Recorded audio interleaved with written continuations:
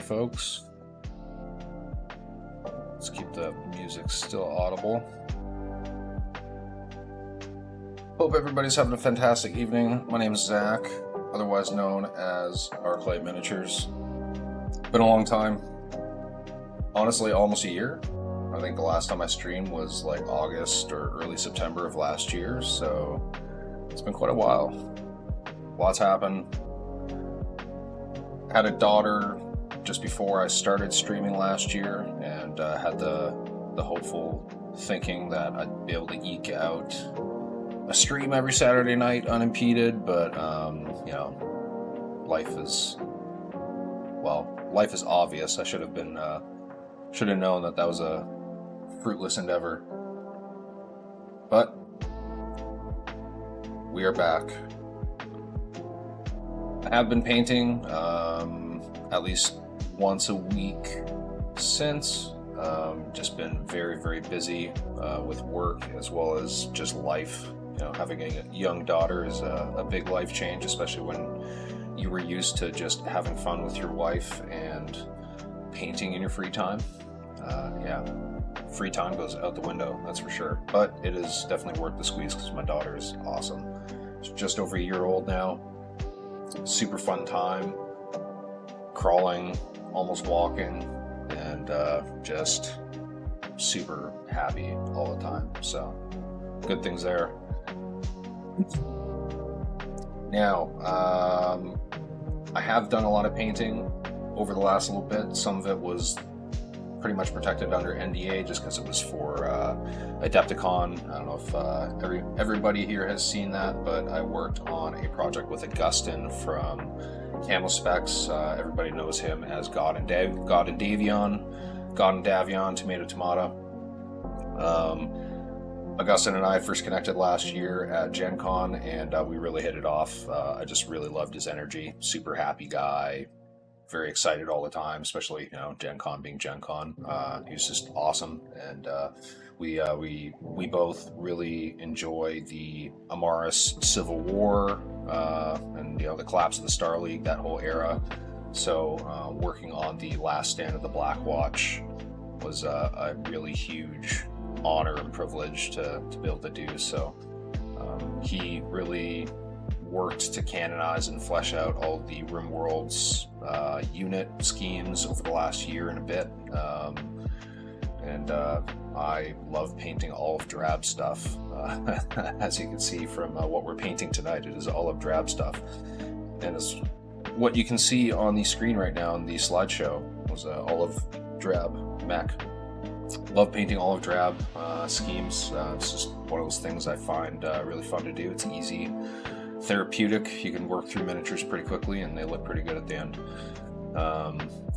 Yeah, with the Black Watch, they're all olive drab with a couple little flourishes, so it's really fun painting those with tons of battle damage and all that good stuff. But yeah, tonight we are going to be painting firstly some infantry, as well as some Inner Sphere standard battle armor miniatures. A couple different kinds of infantry. We've got some kind of motorized infantry with kind of light tactical vehicles, all-terrain but dune buggy things, and then some conventional modern infantry with like night vision mounted to their helmets and kind of standard AR platform rifles, and even a dude has a radio with a little antenna sticking out the top. Also got some like heavy infantry, I guess, from Wake's Emporium. It's their Assyrian dropped troopers line. It's basically a knockoff of, I guess, a subunit of Imperial Guard for epic scale 40k, but they're perfect because they kind of look agnostic, and largely they are because they're not really a licensed product. So pretty fun to use those just as heavy infantry. They look the part. And then of course the Inner Sphere battle armor. I have 3D prints, not the standard Catalyst Game Labs ones. You'll see the difference. They unfortunately, you know, they don't look like they were melted. I was also very disappointed, along with many people, at the detail quality of those when they came out, but it is what it is. The plastic that Catalyst Game Labs uses, they just don't really get good detail at very, very small scales like that. So, but you know, at arm's length, painted up, they look pretty decent. But we're going to use the highly detailed prototype prints, and you'll see there's quite a difference between some of the images online and these ones. Let's pop over to the painting desk, and I'll show you what we're working with here. Bear with me for 1 second.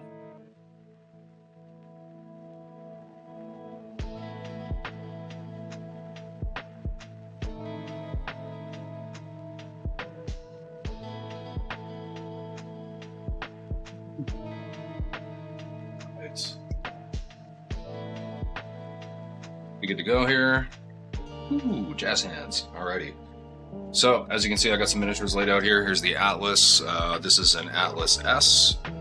I'm like 99% certain of that, just based on the weapons loadout on the backside here. As you can see, I've already got some details blocked in black. I just use black artist ink. I love using this stuff, Daller & Rowney FW black ink. It is just the best for this kind of stuff. It's super thin, so it doesn't layer on thick at all, and because it's super highly pigmented, it just turns things black immediately. So whenever I'm blocking things in, this is just my go-to. Pretty much just whenever I paint anything black, this is essentially my go-to. Whenever I'm painting pure black anyways. But yeah, so here's the Atlas. It's got a few decals on. I always put decals on kind of before it washes. This thing has been base coated, basic highlights, and wash applied. We're just working on details tonight. That's kind of what the focus of tonight is the finer details. So that's what we're working on with this. The base is already kind of painted. We're going to do a little bit of dry brushing towards the end and paint the base rim black, but that's pretty much it. Afterwards, this will get varnished and flocked and all that goodness, but we will get there when we get there. This will pretty much be taking up the second half of the evening. It's a 4-hour stream night, so this will be pretty much from 9:30 until 11:30. We'll be painting this bad boy, and that should actually get this thing to completion. Not too many details that we're beating on this. I have been working on a massive, absolutely massive Eridani Light Horse Force, and this Atlas is one of 4 mechs that make up the command lance. I've already done the other 12 in the company, in the reinforced company that I've been painting, so I've just got the 4 mechs left. Here you can see the inner sphere battle armor. Tons of little details on this, being the 3D printed prototypes. It really is a shame that they can't sell these in little blister packs. I think that'd be awesome. I know Catalyst Game Labs has their own business model that they desire and their own plans, but you know, just as a fan, I think that's something that would definitely be appreciated by many. We all can dream, but that said, I will still be painting and using the plastic ones that I have, because I ultimately plan on getting my Eridani Light Horse Force to about a company's worth of infantry and battle armor, a reinforced company of battle mechs, and a reinforced company of armor and support vehicles.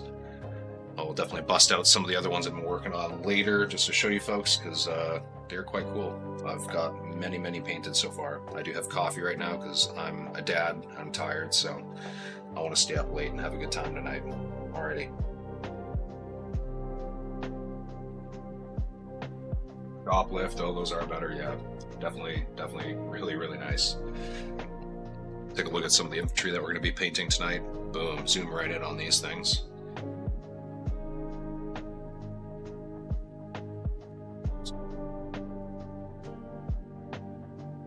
These are just like modern style infantry. Oh, got a nice little hair on that guy. Pull that right off. Kind of got the little indication of like night vision flipped up on their helmets. Kind of AR style rifles, AR-ish style.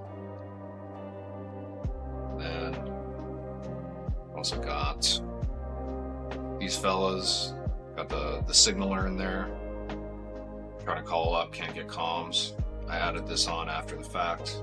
I'm going to paint that just with black, and then paint up the antenna as I would anything else on this.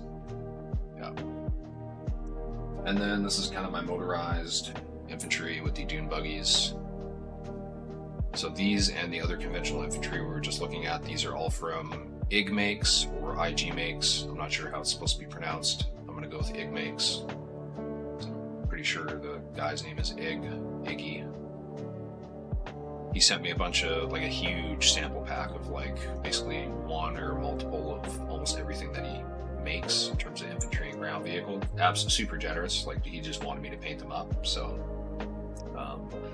I said yes, and these are some of many that I've painted.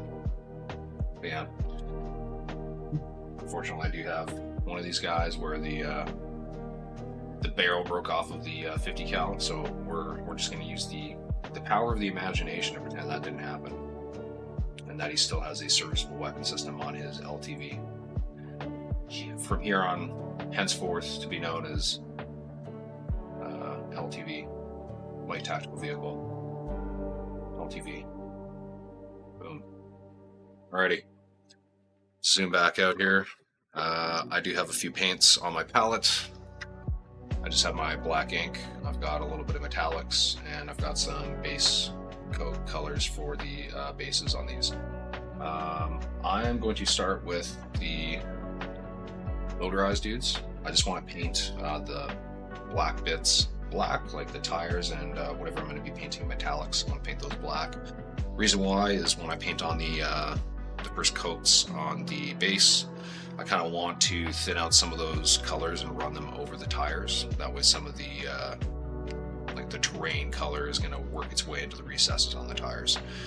After everything, it's just going to help to look like there's kind of tire, like dirt and mud worked into the grooves on the tires. Yeah. Alrighty. I'm going to use a number 2 brush. This is like my number 2 and my number 1 are kind of the main bread and butter brushes that I use for almost all my detail work. And pop the puck off the post. Just makes it a little bit lighter and easier to hold. Now, we are painting a lot of details on these, but my ultimate goal is just to get these ready for the table. These are being painted along with the rest of my Aerodontia Light Horse stuff, which is really all just kind of tabletop plus quality, at least what I would consider tabletop plus. Mainly just because I want to have all that stuff available for like campaigns and whatnot whenever my wife and I get time to start doing that kind of stuff again. I just want to have them all painted. So a fellow by the name of Josh Dorkson, he's been working pretty heavily on development of Aces, Battletech Aces, which I'm personally very excited about.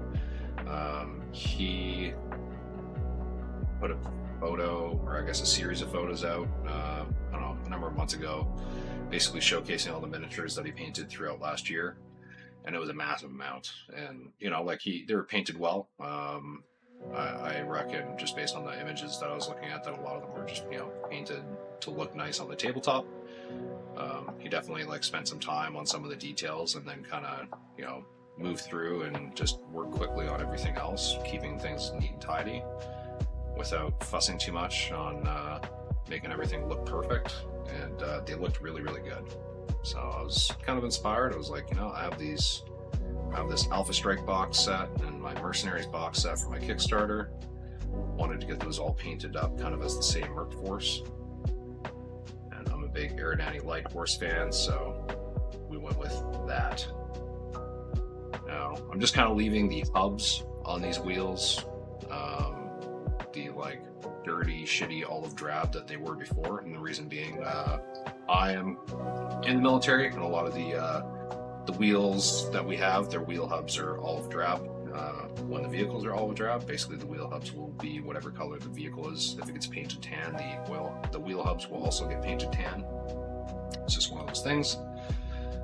Small details like that, so I'm just leaving those the shitty olive drab that they are right now. And I say shitty because it's kind of like they're honestly more brown than they are green at this point. Now, just for context, the green that is on these, if you're looking to do something like this is actually super simple. All I did was paint these brown, and then I basically zenithalled a dark olive drab over top, and then dry brush on a brighter olive drab, and then wash them all with oil wash. That's it. You could totally just heavy dry brush different olive drabs on top of this, and then put an oil wash over top of this, and you'll essentially get the same result. Realistically, the dry brush of olive drab is what helps get all the tiny little edge highlights. I'm not fussing with actual edge highlights on any of this stuff for the most part. I might pick out a couple things on the actual infantry to highlight and whatnot, but that's about it. I'm not really looking to spend a huge amount of time on these because, I mean, these things are so tiny. It's not like a lot of people are going to be spending a huge amount of time looking at these in detail, you know, other than me. So one of these things I'm trying to do a little bit more often is, especially with just my game pieces that I want to have available to, you know, play on the tabletop, is not fussing too much over these small details. And just, you know, making the, kind of going with the 90% solution of sorts. Make everything look decent, and then pick a few details and make them look awesome. Because then the overall thing looks very, very good just by an average of everything that's painted on it. At least in my head canon for painting, that's how I feel. I'm going to zoom out just slightly so you and I don't feel so boxed in by the size of the frame here.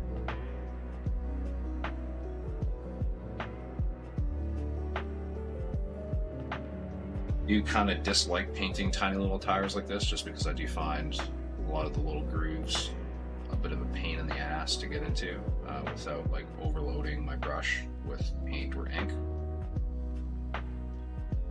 It can be a little bit tedious sometimes. I do appreciate the really small details, but sometimes painting in them is just a little bit annoying.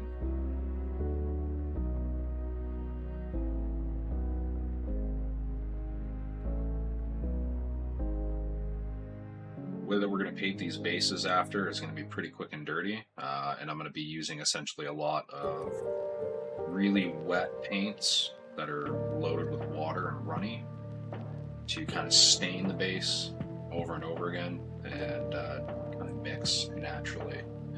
That way it'll kind of give a much more natural terrain look in the end. It'll be mostly dark brown with various shades of midtones kind of added in.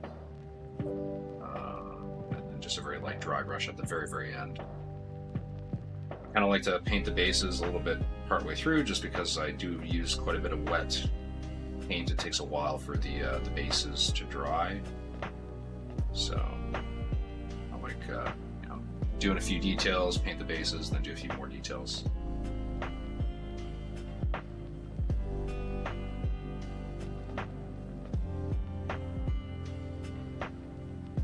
Tire here.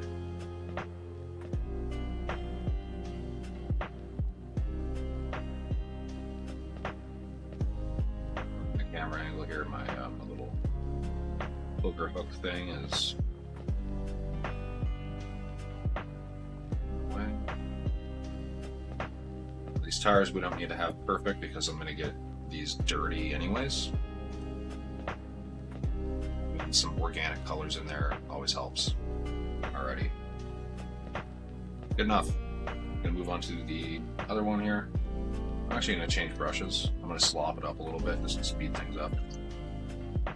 Because I'm lazy, believe it or not, and ever since having a kid and having limited time, I definitely try to cheat and save as much time on painting and other hobby things as possible. So, because I have a lot of things I would like to paint, just not enough time. So I gotta find little cheats for saving time here and there. But I accidentally kind of muck a little bit of this up. It's not the end of the world. So I'm gonna be dirtying these things up anyways. They are dune buggies. They'd be pretty dirty. I rode a side-by-side on a major exercise for a couple months with some Americans and Brits and with some French and Spanish soldiers there as well. A few years ago, I was rocking a side-by-side. We were working in tandem with armored vehicles, and which was actually super fun, working in teams to hunt other armored vehicles. And yeah, my side-by-side was called the Dust Devil, and that's because whenever we got out of these side-by-sides, we would just kind of pat each other down, and we would just have clouds of dust flying off of each other. 4 formative memories as an adult. will definitely say that.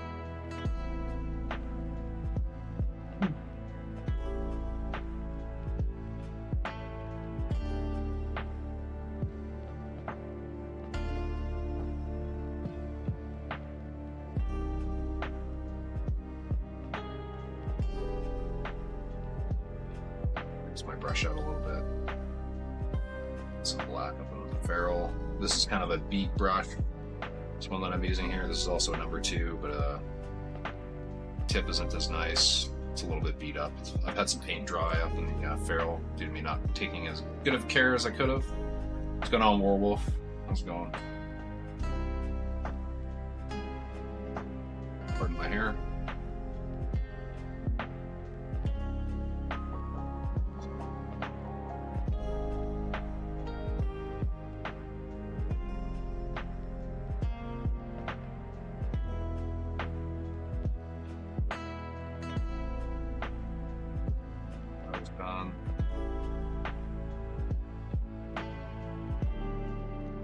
Yet I'm not being too neat around the hub and stuff just because I'm going to be getting that dirty anyways.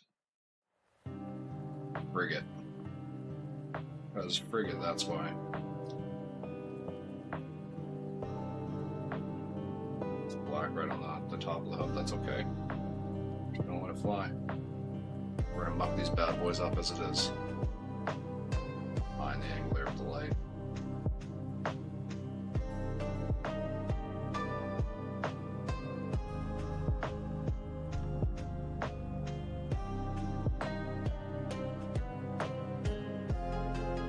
I'm going to move to doing the base coats for the base.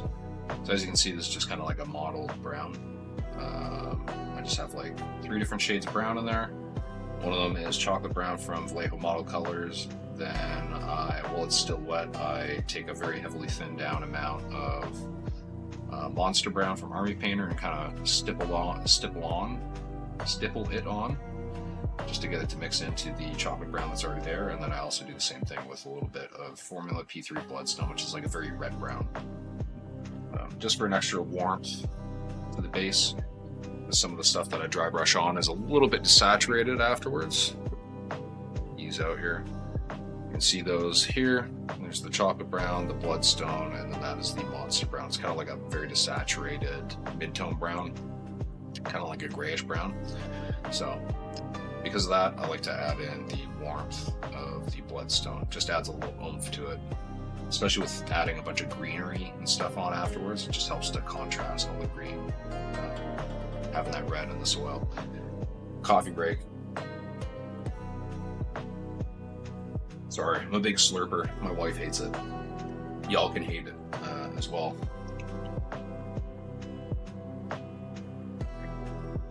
Didn't go on coffee. Time to hydrate with water. Most important.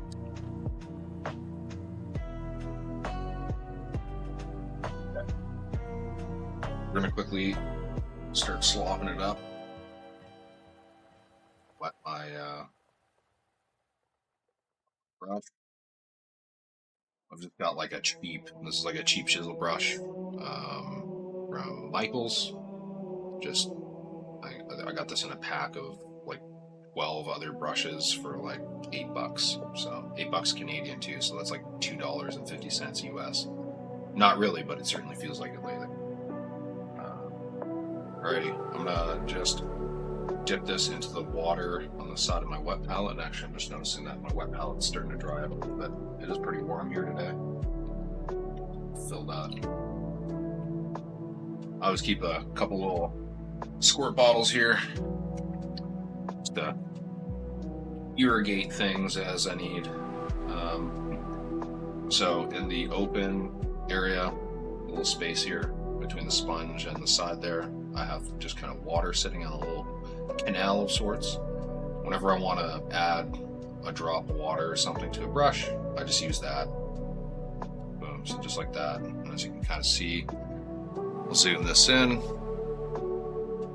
This little bubble of water, it's not huge. It's not like about to drip off the brush, but that's kind of what I want.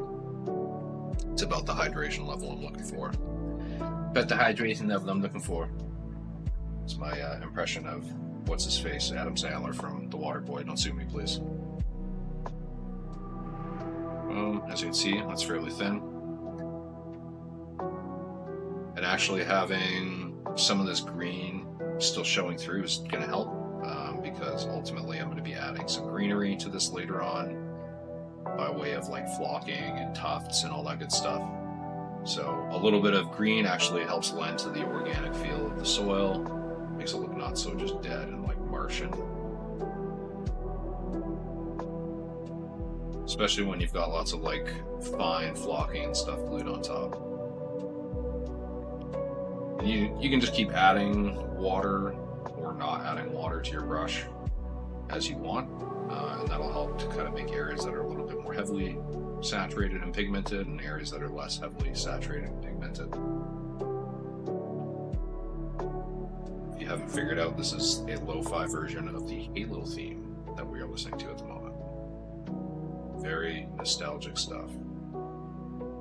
Pretty much this entire playlist is just a mix of video game music that's all lo-fi themed, I guess. I'm a big fan of the Diablo stuff. I like some of the World of Warcraft stuff, but definitely some of the Halo stuff is good too.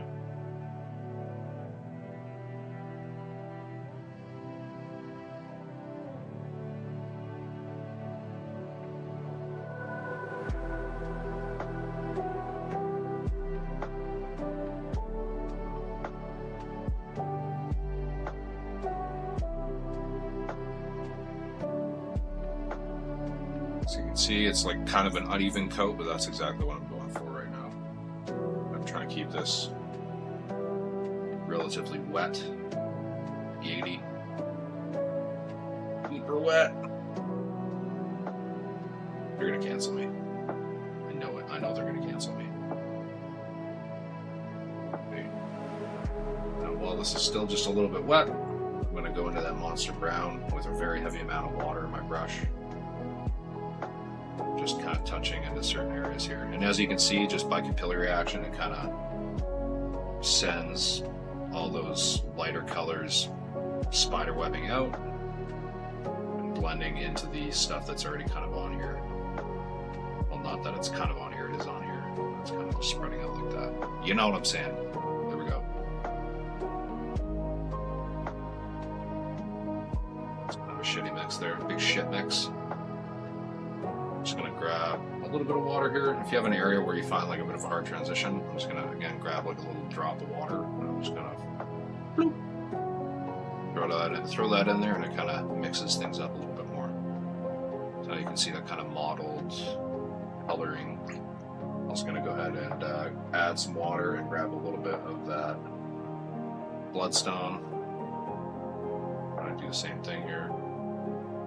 Red areas.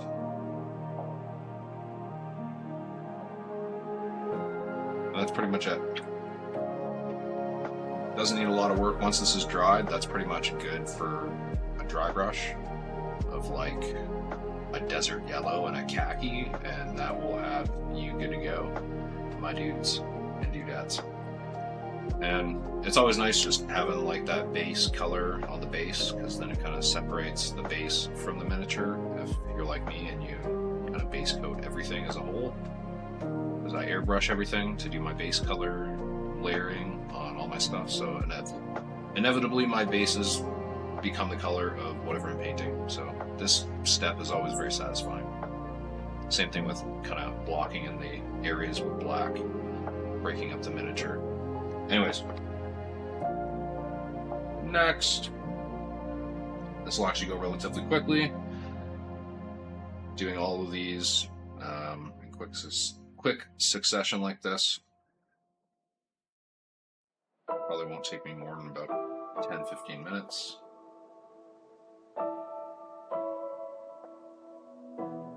So if you're not interested at all in listening to me ramble while I paint these, you can come back in 10-15 minutes from now. Otherwise, I will continue to ramble. So, ramblings of my week past. My wife has been I shouldn't say a long time watcher, but the last year or so since my daughter, she started watching Beverly Hills Housewives and has been slowly crushing through all the seasons. It's a hobby that I personally don't entirely understand, but it seems to bring her great joy. So I support her in it by sitting and flipping through my phone occasionally while she's watching it. Now, I don't know what season she's on. I think she's probably like 10 seasons in at this point. Something like that. Anyways, Denise Richards is on it. And I got a big blast from the past when I saw her pop on the screen. My wife had no idea that I knew who she was, because I don't think my wife actually knew who she was to me and most other people from my generation. I'm born in 1992, by the way, so you can kind of figure that one out if you haven't been living under a rock, or if you weren't born after the 90s. But to me and everybody in my generation,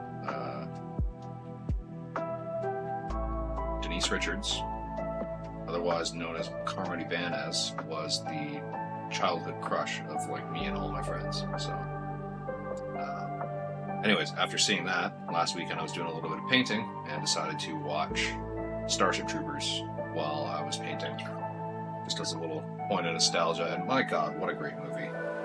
It is so perfectly bad in every way, and you know, I totally appreciate that it is a fascist satire, but my god, it is perfectly done.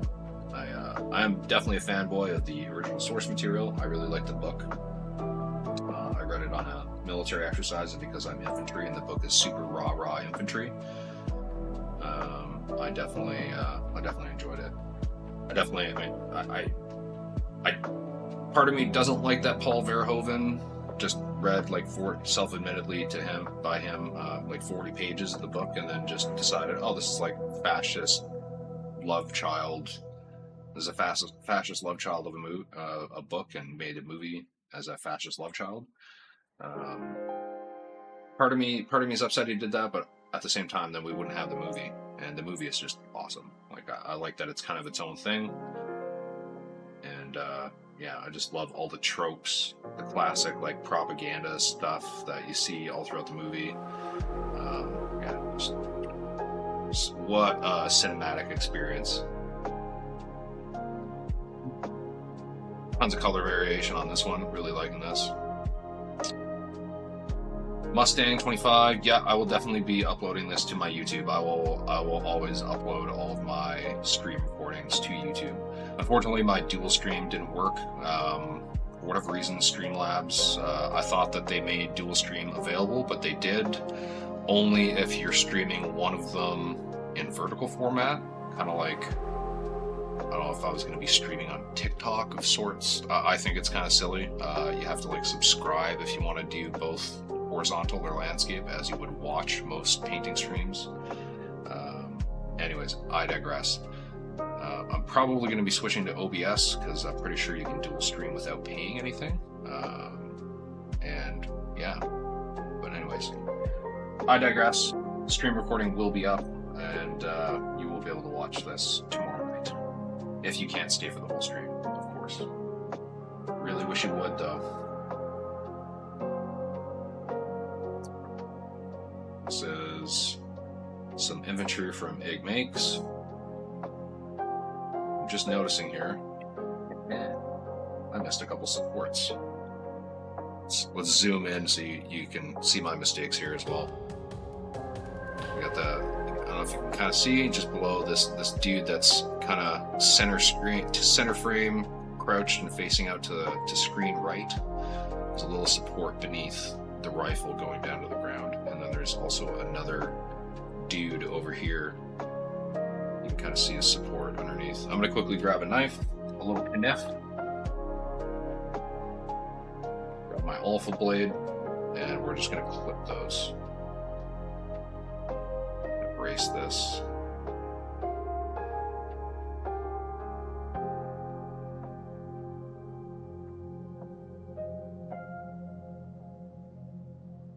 That guy's support's gone now, can't even tell.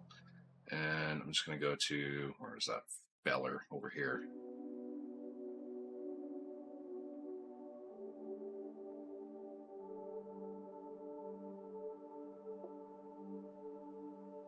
There we go. I don't know if you can see the actual extraction of that, but now the guy doesn't have a support on there. He underneath his gun. Cool.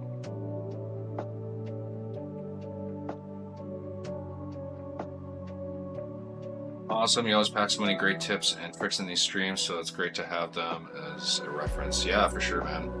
I definitely, I wouldn't mind going through some of my older streams where I'm kind of covering certain topics like canopy juuling and shit like that. I wouldn't mind kind of doing like a stream highlight of sorts, or I can kind of grab all the best gems from a stream and put it out in like a very digestible, like 5 to 10 minute clip. Papa Chicken, I was looking at replacing my chimney, and you have to be mindful. Prices range from on the house to flying through the roof. You often get what you pay for. Yeah, for sure.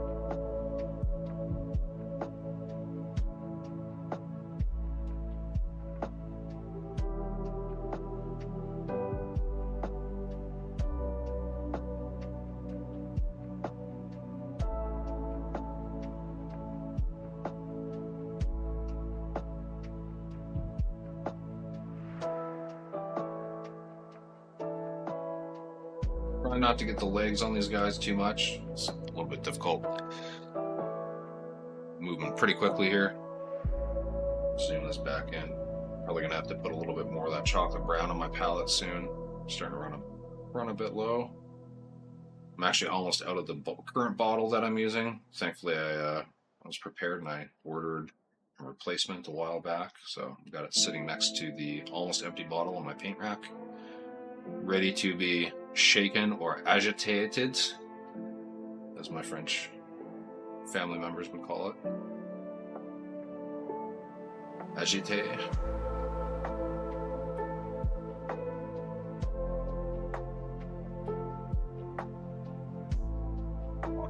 Sure.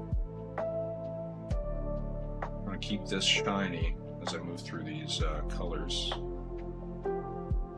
Shiny generally means wet with acrylics, especially matte acrylics. Quickly rinse out my brush, with water, and grab some of that monster brown. Tap, tap, tap. Big old glob and slop it up over there.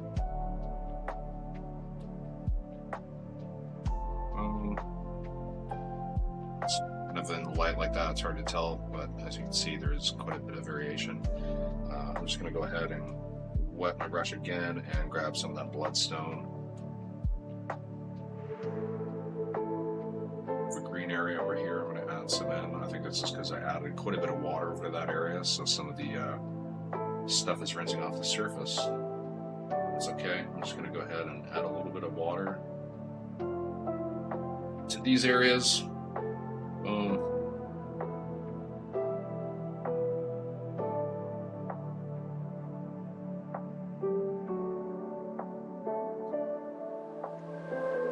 It's super green. Just a little bit of an area behind this guy right here that I didn't get with any paint. I just flipped there. You ever, if you're working with really watery paint like this and you see little bubbles sitting on the surface, just gently blow on the surface and it should pop the little bubbles. Sometimes when you go to start poking it with the brush, you end up making more bubbles, or you split that one bubble up into multiple. Yeah.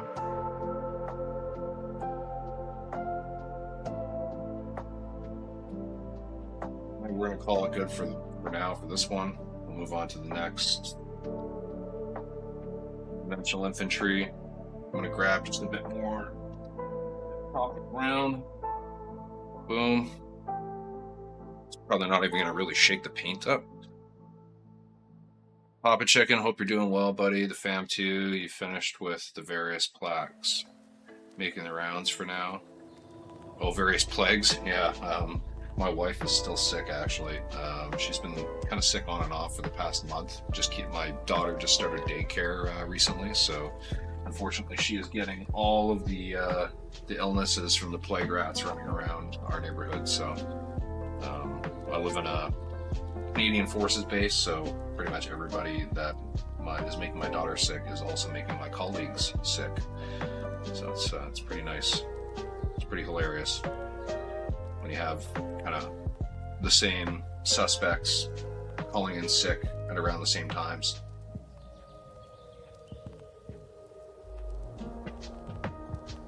It is what it is, though.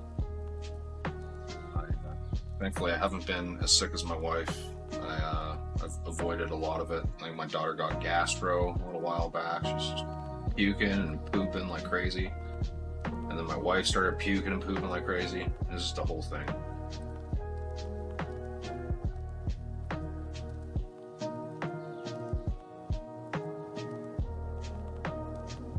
Sharing is in fact caring, yes, especially when it's the plague.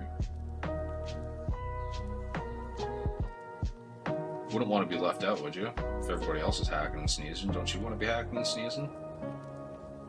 I know I would. Anywho.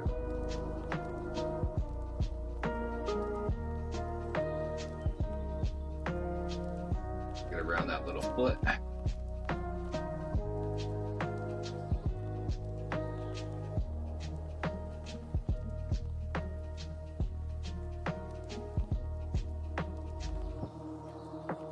I'm starting to get to the bottom of this paint pot. The paint's just a little bit thicker out of the bottle, so I'm having to thin it a little bit more than I usually do, which is annoying.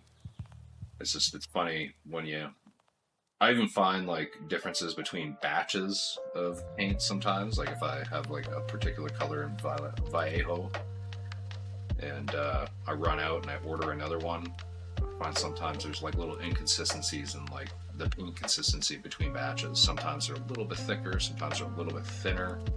Sometimes I find like some are a little bit less heavily pigmented even. It's very weird. Sometimes even the color will be slightly different. So maybe, they change pigment manufacturers or change the actual pigments they're using. Like, who knows? Craziness. Voodoo black magic, I don't understand.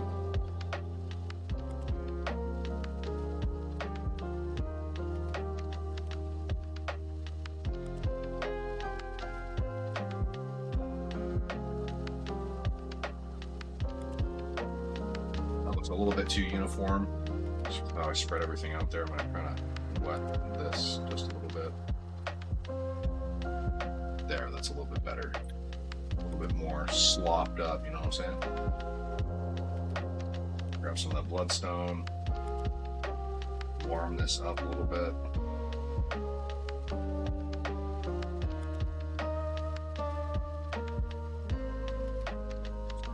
Moisture on the brush to kind of not flood this, but use a little bit of capillary action to our advantage here.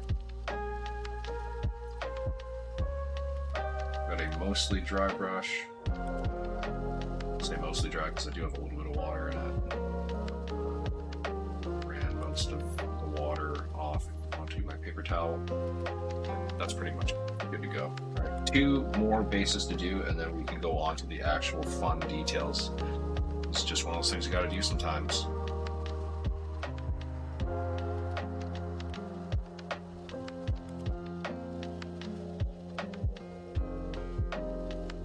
Who knows, maybe we'll get lost in the sauce in some of these details and we might not even get to the Atlas. No, I won't do that to you. We can't get all of these infantry to completion kind of by like 9:30ish, then I will probably just work on getting 1 or 2 of these infantry bases to completion. Probably the inner sphere battle armor, and then like maybe these dudes. Or maybe the conventional infantry, just because they're a little bit less detail heavy. And then we'll move on to the Atlas, because I want to definitely get to both. And I'm fairly certain I can finish the Atlas tonight, because I'm working on kind of speed painting most of this stuff. So that's why I'm being really ambitious and trying to say that we could probably finish all this stuff tonight. Maybe I gotta set my expectations a little bit better, but I doubt it. Gotta shoot for the stars, maybe land on the moon, right? Although landing on the moon would suck if you're really trying to get out to the stars. Kind of fucks your whole plan up, don't it?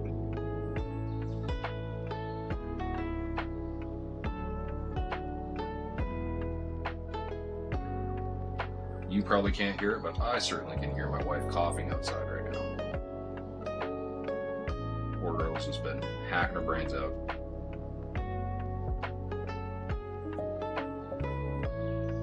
Got a weird idea. Wanna get your take. I want to paint something in a colored opalescent scheme, not opalescent white like you normally see.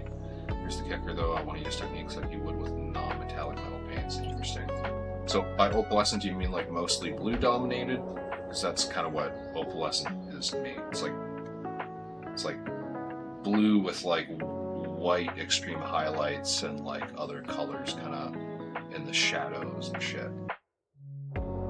Whereas I like like I'm working on pearlescent scheme, which Papa Chicken is Scott from Camel Specs. So he knows the one I'm working on, but I can't really divulge it right now because it's for a special thing.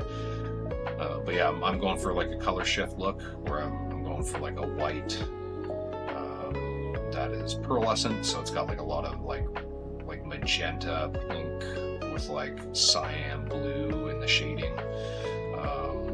But yeah, opalescent, if you wanted to go like blue with like extreme white highlights and like color shifting, yeah, you could go with like magentas. And I mean, opalescent is kind of like a blue pearlescent almost of sorts, so you got a lot of options there.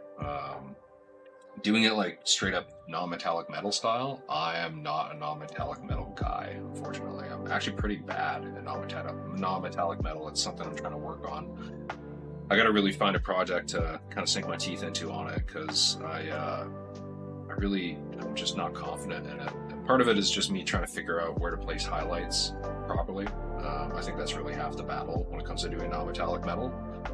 Just having highlights placed in the right spots where it actually makes sense, especially with the right volumes. It's tricky. It's very easy to make things look cartoonish, especially at scale when you're talking about non-metallic metal. So back my head out here so you folks aren't just staring at my hair.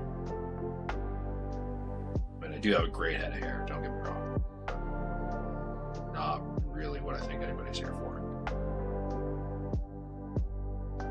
Unless you are, man, let me know. I'll give you a lot of hair in the stream here. Hashtag hairband, dude. I don't really like how much Monster Brown is dominating this, so I'm just going to kind of add in some more chocolate brown in. And I'm going to wet this quite a bit. Wet my whistle. Of ruddy red bloodstone in there. A little bit of water just to kind of mix things up a little bit more. I'm going to add a bit more water towards the back end here, just to try to spread out some of this brown, especially some of these light patches. I don't want those to dominate too much. Yeah, behind the foot there. All right, cool. I think those dudes are good to go. Last one's here. Boom. Gonna be the Innersphere standard battle armor. Printed prototypes, not the melty face Catalyst Game Labs plastics. No, my barber is very mediocre, Scott, unfortunately. She's a nice lady, and but she runs the only barbershop here in Shiloh. I could drive a half hour to Brandon, Manitoba, but I'm lazy and I don't like leaving base because I'm kind of agoraphobic.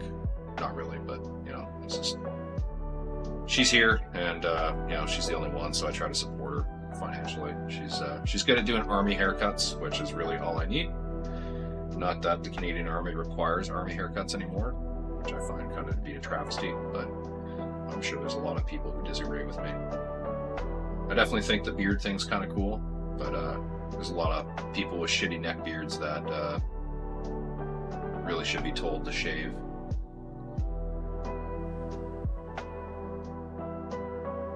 I think it just became a bit of an excuse for people not to have to groom themselves as often or as deeply.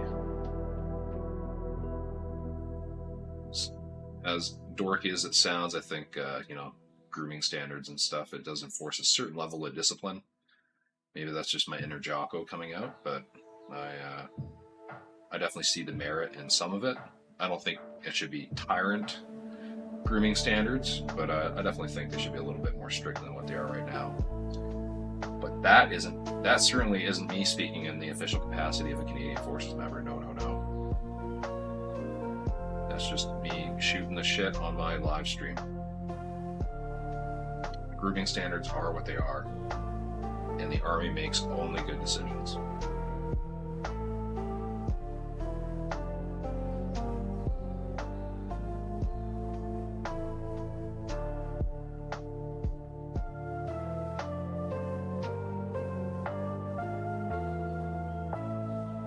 Almost done with this one. I feel like the brown mixed into the soil on this a lot better. And I do mean soil literally, because I actually do have actual physical soil from a beach that I grabbed and I glued to these bases. Alrighty. There's actually quite a bit of red showing through in this brown right now. Probably just because it's a little bit dissociated. It kind of unmixed itself. I'm just going to go ahead and grab just a little bit of that monster brown. I'm going to thin this down super heavily right off the top. Boom, you can already see that mixing in quite a bit since I added a crap load of water to that paint. That's really nice. I like that subtle variation of like lightness in there. Boom, I'm gonna add just a little bit over here. Okay, I don't want to ruin anything I got going on right there. I'm just gonna add a little bit of red to these dark areas here and a little bit in the middle. I think that's it. I'm not gonna mess with that base anymore. That's like perfect. That's like perfect natural, like wet blending mixing on bases that you want, on a base that you would want. If I could learn to speak English, that'd be super sick. No regrets. Who needs a high school education anyways? This guy definitely needed a high school education. I do have one, but you wouldn't know it based on my English comprehension and regurgitation of basic grammar. Hydro break. Alrighty, we are almost an hour into the stream. Probably only about an actual 45 minutes of me painting, because I jibber-jabbered for a little bit. Such a life. Oakley dokley. You can actually see where I slopped it up a little too heavily. I got a little bit of brown on the backside of this guy, but that's okay because I'm actually going to be coming in to paint some of these dudes' rigs in like a brown to highlight them in khaki. Add a little bit of variation so they're not just green blobs. Yeah. Alrighty. We're going to paint in a few things in black. I'm going to go ahead and wet my brush, my detailing brush. It's my number 2. You don't really need anything smaller than a number 2 to do anything, actually, when it comes to detail work. Believe it or not, I use a number 2 for almost all of my detail work. Even my very smallest stuff, I use this thing. If I can get all that in focus. All my smallest detail work I do essentially with this brush. I will bust out my number 1 sometimes if I have certain canopy panels that are like really deep and narrow. Or just other details that are hard to reach and are kind of deep and narrow, but this is what I use for most of my stuff. And that is because the tip on it is very, very sharp. It actually holds a decent amount of paint. Yeah, you just don't really need a super tiny brush to do most detailing work. Can be nice to have, but I honestly find it's just not really worth it sometimes. I'm gonna come in and paint these rifles black. Zoom out just slightly here. A little claustrophobic in that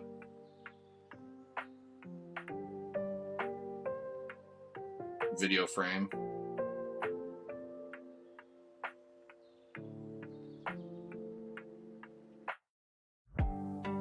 Just painting these rifles black. I'd kind of highlight them in gray later, and that's pretty much it for the rifles. I'll also like there's these are laser rifles, so I'm gonna kind of paint in like glowing laser diodes on the end of the guns, but that's about it. And that'll be like a nice, quick, easy detail. Now when it comes to the helmets on these Assyrian atmospheric drop troopers, I'm basically doing the helmet visors. And then these dudes also have like these respirator masks. So I'm going to paint the respirator mask canisters. So like these little round bits on either end of the mask, I'm going to paint black. Kind of small details, but you know, it is what it is. I'm just going to quickly do the one on the one I was just working on before I move on to the other one.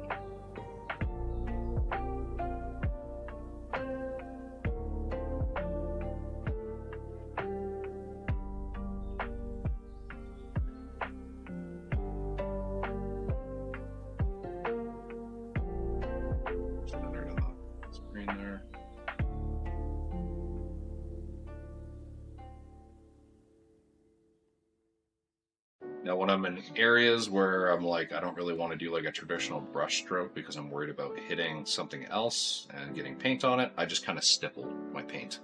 I don't know if you can kind of see that, but there's a few areas where I'm just kind of tapping my brush with the black ink to apply it, because I don't really want to hit some of the other areas adjacent, especially like on these little areas on the respirator. And that's pretty much all we're going to paint black on these dudes. It's just the guns and parts of their visors and face masks. This guy's carrying like a big plasma cannon. This actually kind of looks like a traditional plasma cannon from 40K. Mainly because it's kind of supposed to be a copy of one. But, you know, all about legal gray zones when it comes to things.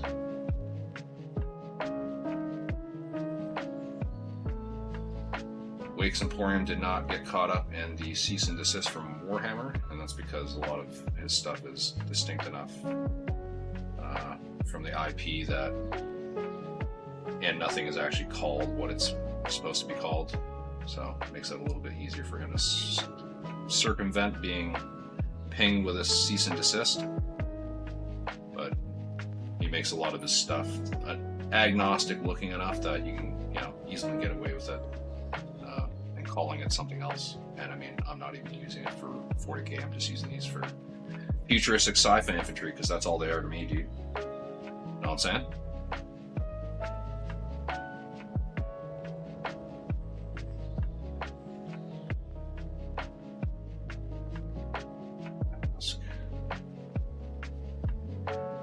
So trying not to get paint on that little round module thing side of the helmet,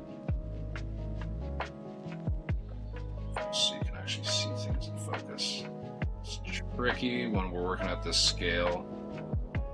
My camera definitely struggles to autofocus on the right things, but unfortunately using manual focus with this camera would be a fucking nightmare at painting anything. So if I moved things slightly out of focus, they would just be permanently out of focus, and then I'd have to constantly be monitoring my monitor to put things back in focus, like manually with the camera. It would just be not fun. No bueno, dude. Alrighty. So, just in case you're wondering, I plan on playing these as heavy infantry, kind of like urban response team. If you're like a master unit list kind of guy like I am. Heavy infantry, urban response team. I'm pretty sure they're like a Davion or Steiner origination, or they originate from Steiner or Davion. Can't remember which one. I'd have to pull up the page, but these guys are actually pretty awesome and brutal on tabletop. They carry some heavy weapons, and in Alpha Strike, they actually like have a surprising, like they have 4 armor and 2 structure, if I remember correctly. Like they're pretty spicy, and they do 2 damage at medium and short. So they're not expensive. They're in like the low teens. So definitely not a trivial unit. And in terms of cost, like they have a big bang for their buck. Like I think they cost less than a Locust. Like they don't move as fast as a locust, obviously, but they do more damage than a locust, and they have more hit points than a locust for less cost. So if you want some infantry that's going to like hold ground, might be the dudes for you. I don't know if Discount Dan's has contracts out for some heavy infantry, but if he does, send it. See a red rifle and want it painted black. Red rifle. I don't get the joke. I'm sorry.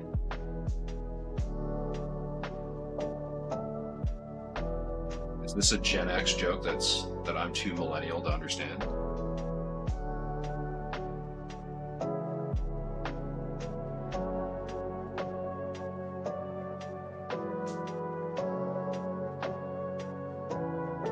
Unless it just looked red because of the ruddy brown that was on it, but maybe I'm reading a little too much into that. I think I am reading too much into that. Now you're making me feel awkward, Scotty. I don't like that. I don't like that one bit. Unacceptable.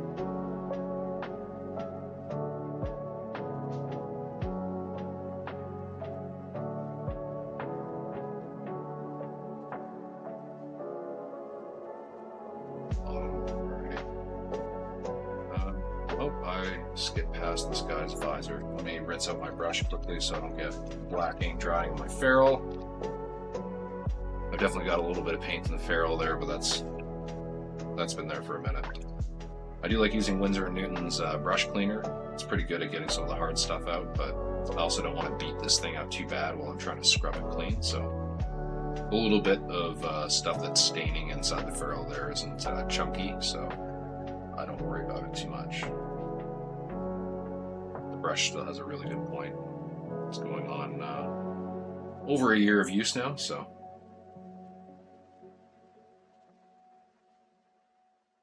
really quite enjoy. I like Abtaeung. I don't know if that's how you pronounce it. Abtaeung. Pretty sure it's Abtaeung brushes. Their Marta Kolinsky line is pretty good. I have a few of those that I've got kicking around. Actually, that's this one right here. It's an Abtaeung brush. I've beat this one up using metallics quite a bit, so it doesn't have the same kind of point anymore. But I like Abtaeung, but I have been using Ammo by MIG premium Marta Kolinsky brushes for about a year now, and these things are fantastic. Absolutely love them. Super sharp point, good brush belly, the whole good amount of paint, and yeah. Just I like the amount of stiffness or softness, however you want to look at it, of the brushes.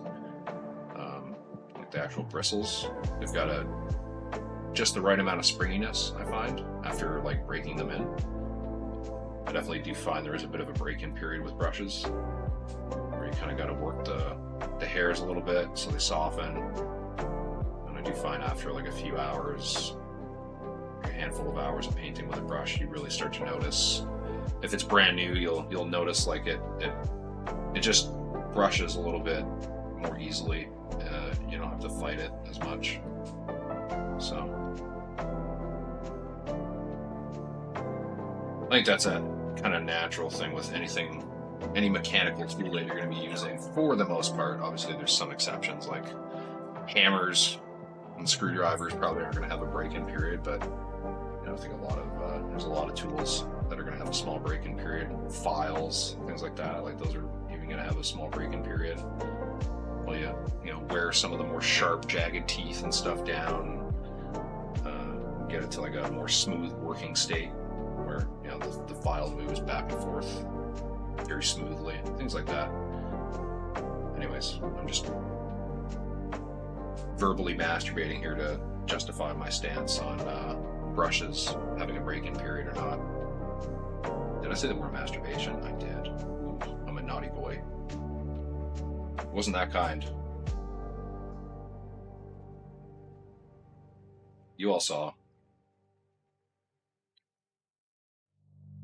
First of all, how dare you? I'm a millennial. Second, how do you not catch a Rolling Stones reference? I'm not a big Rolling Stones guy, to be brutally honest. I don't know if that's a bad thing. Yeah, not a big Rolling Stones guy. Can't say I am. I know a few of their songs. You know, just like I know a few Beatles songs. Not a big fan of them, I guess. More of a Alice in Chains and Deftones kind of guy, I guess.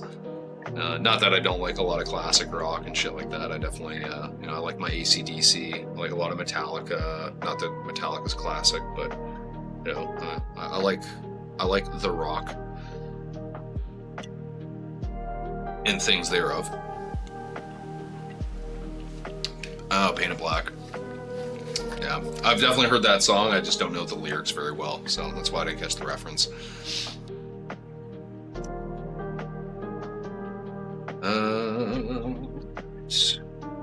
Okay, moving on. I'm gonna move over to these Inner Sphere Battle Armor. Oh yeah. I'm just gonna move my lamp back just slightly. Just want to zoom out and see if that cuts into frame. Slightly, alrighty. I'm just trying to change the angle on my light here slightly. That way I'm not blinding myself and also not casting shadow in areas that I don't want there to be shadow. I think that's a little bit better. Not bad, just not mad, just disappointed. Aw, thanks, Dad. Whoops.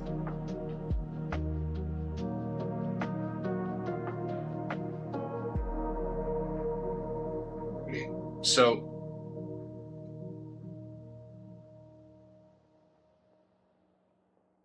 pause. I just had a mini stroke there, seeing tiny little hairs stuck to this guy.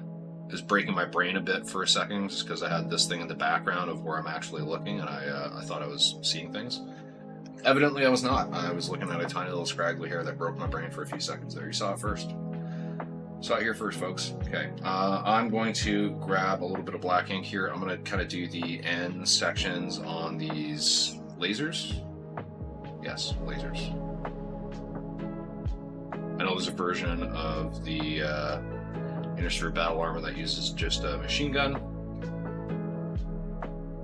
but I'm fairly certain these are supposed to be laser modules on these particular miniatures. Maybe I'm incorrect. I'm fairly certain these are supposed to be like ER small lasers or just small lasers.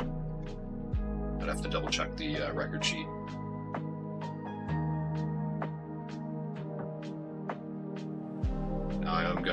These are gonna be like some of the very few metallic painted bits on these. It's just these little laser barrels.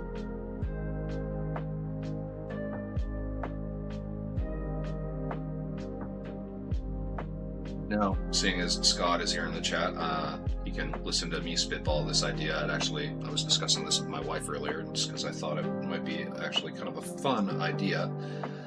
I'd have to do a little bit of research into the software that would be required in order to make it happen, but I think doing podcast seems like such a dirty word to me these days, just because the podcast market is just absolutely saturated, but I guess so is the streaming market. It's also very saturated, so I shouldn't be averse to it. I think doing like a communal painting stream, well, not communal's the wrong word, a painting stream where I do like, I don't know, a screen share or like a stream with somebody else who's streaming from their own location, also painting, and then we basically just jibber jabber and talk about things, talk about what we're painting, break down some of the techniques we're using. Maybe we can paint the same things, maybe we can paint different things, and it's just a hang. And then people can paint along, people can paint their own things. Oh, I thought it could be a fun idea. Again, I don't know how I would make it happen. I'm sure that there is existing software that facilitates such an endeavor.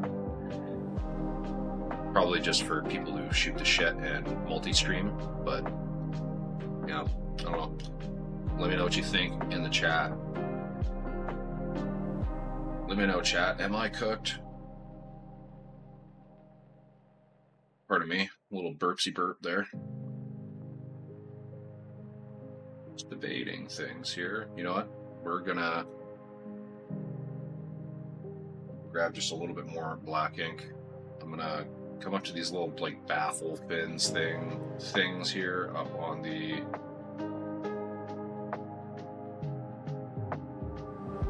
I don't know what these are. They're not missile launchers, I don't believe. I don't think they're SRM packs. I could be wrong. They don't look like SRM packs though. They just look like air intakes or something. Maybe they're cooling units for whatever miniature reactor or fuel cell is running this thing, this battle armor suit. So I reckon these things are like heat sinks, little battle armor scale heat sinks on the inside. I'm just going to paint them dark, and then I'm either going to hit them with gray or metallic, one of the two. Just kind of like on a quick edge highlight on the raised thin areas. I just think that'll kind of give a cool little bit of a visual interest. It'll be, kind of a little bit of a different color, add a little bit of highlight to it.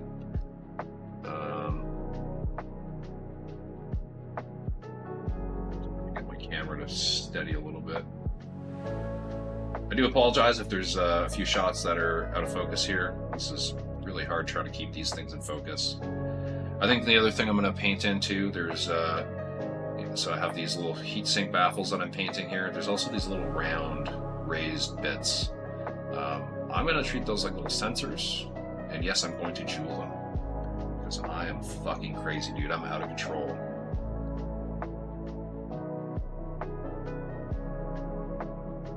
Definitely didn't mean to get black all the way up to the top there, but we're doing it. Letting it fly.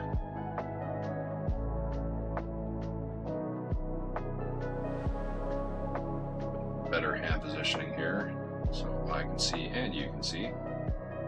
Definitely got to rinse my brush here because I'm getting black ink up into my ferrule. Thankfully the ink doesn't dry as quickly. It's a lot more thin as well, so I can rinse it out a little bit more easily than I can paint. But inevitably, or invariably, it leads to stuff drying up in there. Right, I pretty much have all of them except the one done here. Those little heat sinks. Oops.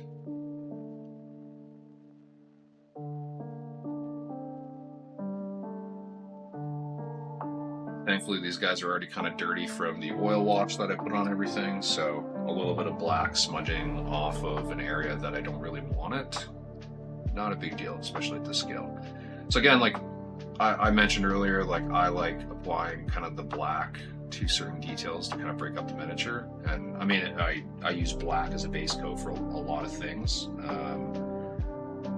just to build from, especially if I want deep shading in something. So I generally have to do this anyways. So just doing it all at once, anything that I want as a detail that I'm going to paint something, a different color than the rest of the miniature, I paint it in black. And then that just helps clearly delineate the things that I still need to paint on the miniature. So I'm going to add a few others here. I'm going to add to that little sensor dome thing, or not a dome, but the little sensor module. Looks like it could be a little round lens sensor suite thing of sorts.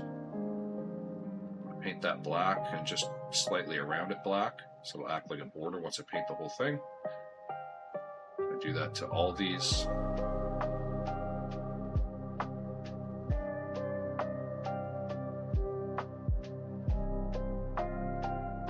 Try to keep my hair out of this. Again, I know I have nice hair, but just not what I think people are here for. Definitely loaded way too much ink on this, but that's okay.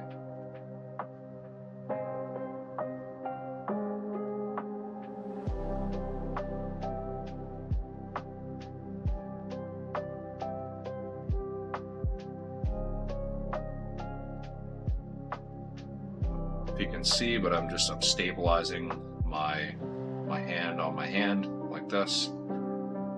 find a lot of positions like that. I generally try to have both my hands touching in some way, hands or wrists. I really try to have them both touching when I'm painting small details like this. So I'll kind of brace them against each other like this, or depending on where it is, I'll brace my wrists, paint like that. Just for a little bit of context as to my hand positioning.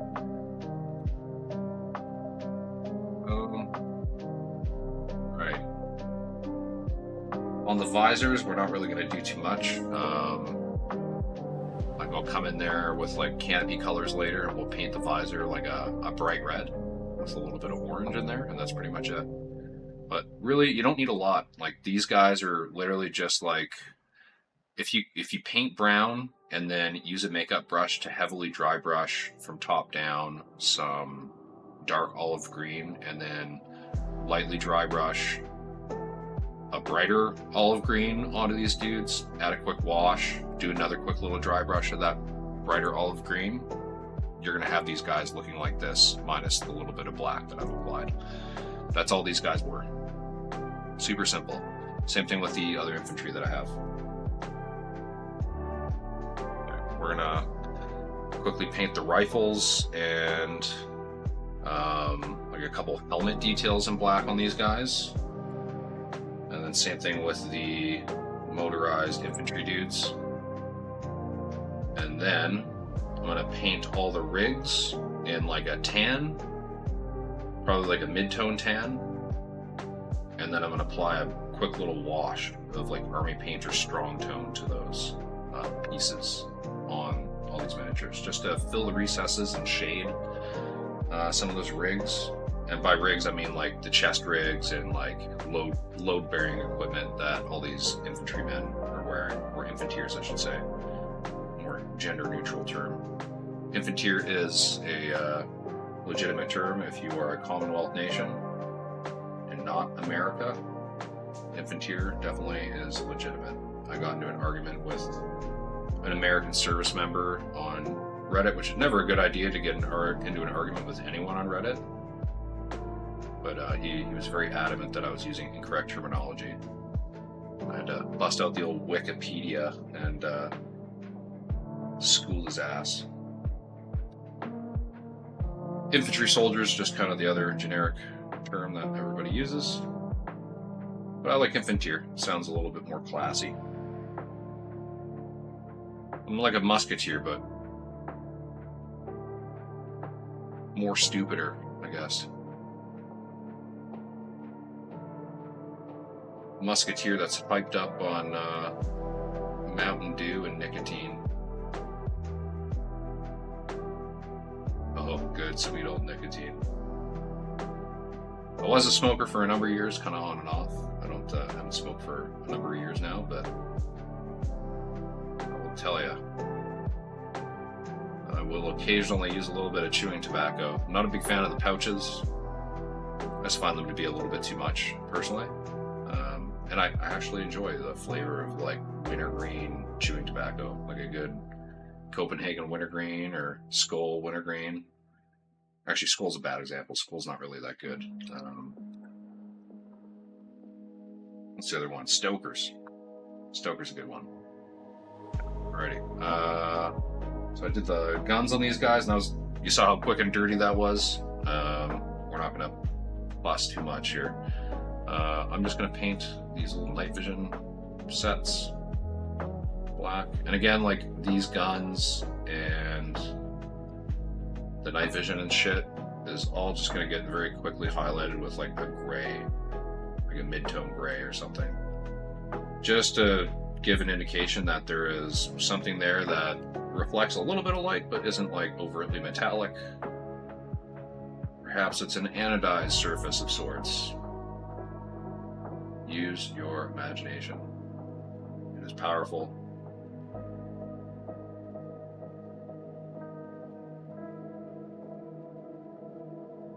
And then I'll quickly go back and do the faces as well, just because, you know.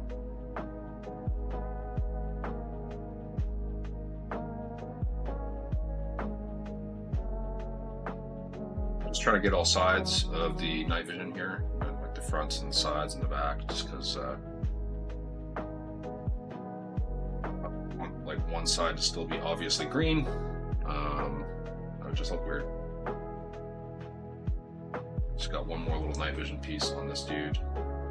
And then I'll do the masks on all of them because they're all kind of wearing like, almost looks like either just super low detail faces, which totally makes sense for this scale, or they're wearing ski masks.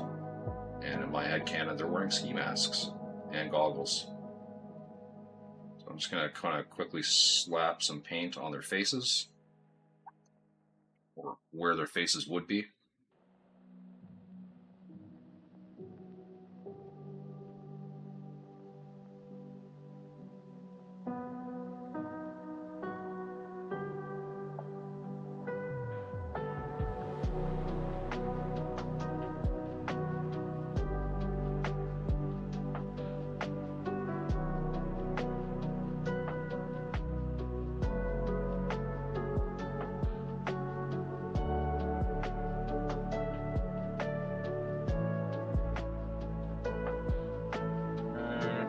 And those guys are basically good to go.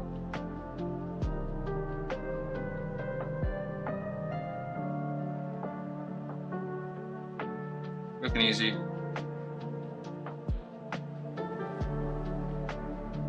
We do that with these guys.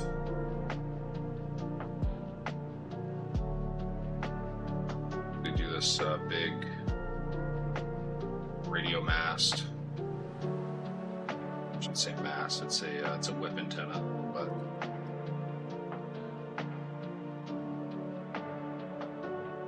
it certainly feels like a mast when you have one whipping off your back and you're trying to march around the bush. Not a good time. I mean, we usually collapse them into our packs, but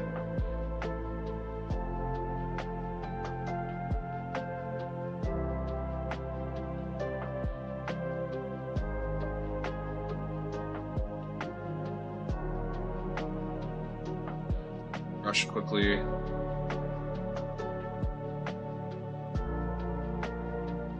This guy's actually kind of rocking it bald. He doesn't have, I'm gonna give this guy like a skin colored head. He's just got the little hair back here. He's just got a little handset in his hand. Right next to his head there. He's just talking on the radio. Probably being like, I can't get comms. This landing zone's no good.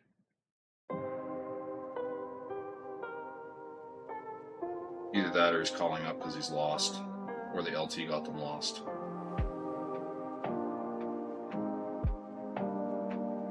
Goddamn lieutenants, man. They just love fucking up patrols.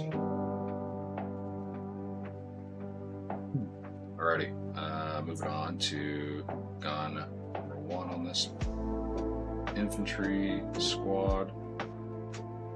I do find it kind of peculiar that this radio dude doesn't have a gun slung on him, but you know.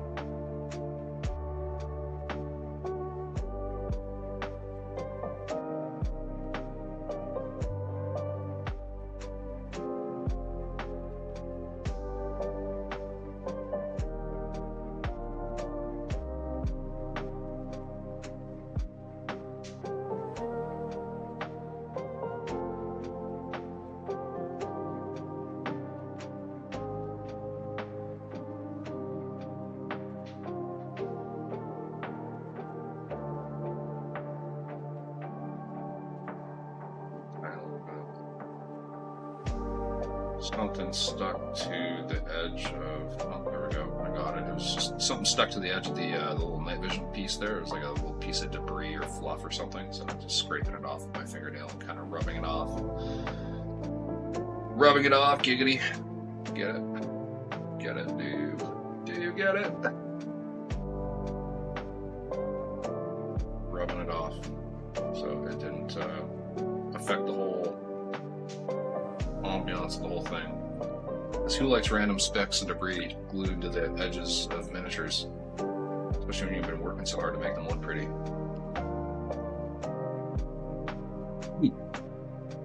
Okay. We're testing. Oh,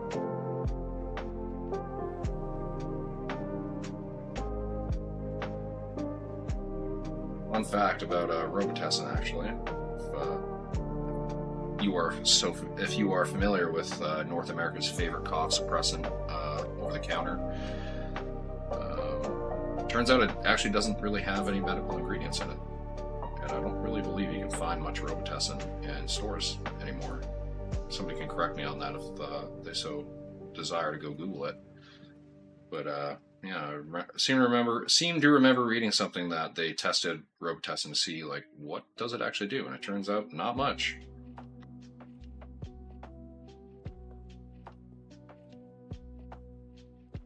Alrighty, that guy's gat is thoroughly painted. Quickly rinse out my brush. Sorry with the infantry base moving around so much here. I'm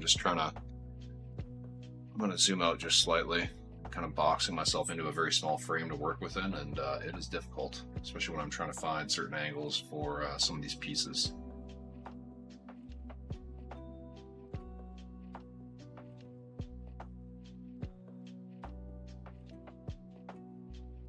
We're going to take a quick break soon, I think. I'll focus on just one of these. Moving a little bit slow tonight. I'm probably just going to focus on one of these infantry bases, probably the battle armor, just to get them looking pretty. And then we'll move on to the Atlas, just because I want to get painting that thing. I know people like seeing battle mechs painted. And then what I'll probably do is I'll save these infantry for next weekend and finish them on stream, because I intend on streaming every Saturday that I can going forwards for the next while. I'm just going to focus on having nice, fun painting streams. If I do have like actually I shouldn't, because I'm not volunteering for any, pardon me, but if I do have any, NDA projects that come up in the future, I'll just paint them on days that aren't Saturday. Because for the next few months, I would like to just focus on casual painting and having fun. Because that's what painting should be about. It shouldn't be about painting other people's stuff or project deadlines or all that malarkey. Not that projects aren't fun to work on with other people, especially if it's for like a special event, but yeah, I did that already this year. I did that last year, and I want to take a bit of a break, especially with my daughter in the picture. I'm just trying to. Oh, this is going to be a bad angle for the viewers. Part of my painting handle. I just want to focus on a lot of family time, which I've definitely been doing. So there's no shortage of family time there, thankfully. But because of that, I'm really not focusing on painting as much anymore. Still love painting, and it's like definitely the thing I look forward to most in my spare time, but I just don't have as much spare time as I used to. I'm going to paint these 50 cals black. I'm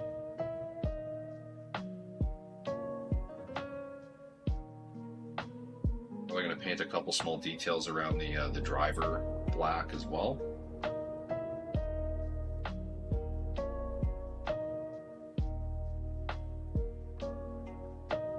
Trying not to cover the hands of the gunners. That way there's still the indication of like a green gloved hand or something there.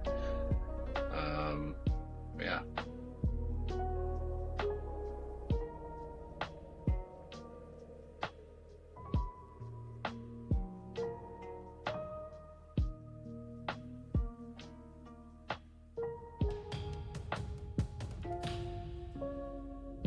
Hey. Common Craftworks. The follow. Okay. And then it's got black. We're gonna give these guys blackface, not because we're racist pieces of shit, but just because I just want their faces kind of omitted from the picture here. They're not details worth painting on these things. You know what? There's the engine blocks here. They're kind of sticking out. I'm just going to leave those green. I'm not going to bother with those. I'm going to paint these front grills black though on these. and the headlights I'm going to leave, because the headlights I'm actually probably going to paint on these, just to kind of add a little extra visual interest. Because believe it or not, military vehicles do sometimes drive with their headlights on. I know it seems bizarre, but like if you look, like pretty much every armored fighting vehicle has headlights and taillights, and that's because they do have to drive on roadways occasionally in non-combat situations where it is sometimes courteous to have an indicator that you are going to be stopping shortly, or that you are going to be taking a right-hand turn, perhaps. It's a good indication to all the small, squishy vehicles driving around you that maybe move the fuck out of the way, because you're gonna get crushed.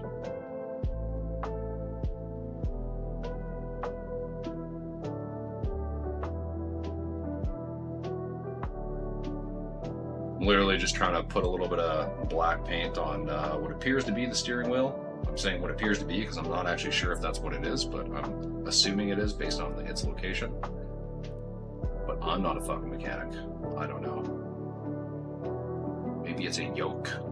You know, maybe instead of a steering wheel, this guy's got a yoke because he's fancy as fuck, boy. Who knows?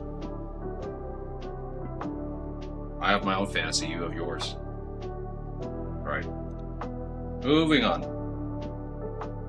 Finish these guys. And this guy is the unfortunate broken barrel. That's gonna save us like 1.6 seconds of paint work.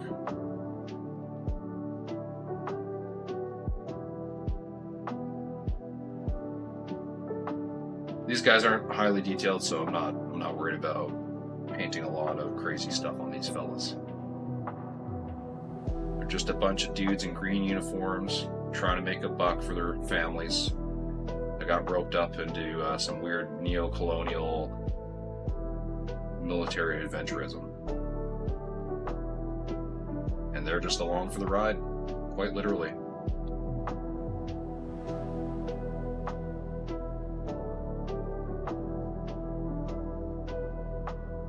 Yeah, I'm just gonna kind of reach in and that steering wheel. Oops. I hit the head gasket on that one end in there. Bit of black. I'm just gonna kind of come back into this side of the steering wheel. And the neat thing with this is once I paint all these dudes, if I ever decide that I'm really, really bored one day and I want to come back in and just like beat the shit out of some of these details, I can. But I don't have to. Like I might actually come back in and like drill and put some antennas on these little dune buggies. Because I love antennas, and I know there's other people that really love antennas. I get a lot of comments about antennas. I almost have like an antenna cult following me. Unintentionally so. But my Reddit posts always have at least 1 or 2 comments from different people about antennas. Especially if I don't post or put antennas on something. I can just see a tiny little shitty hair that is like painted into this thing. I'm gonna see if I can extract it. You probably won't even be able to see it.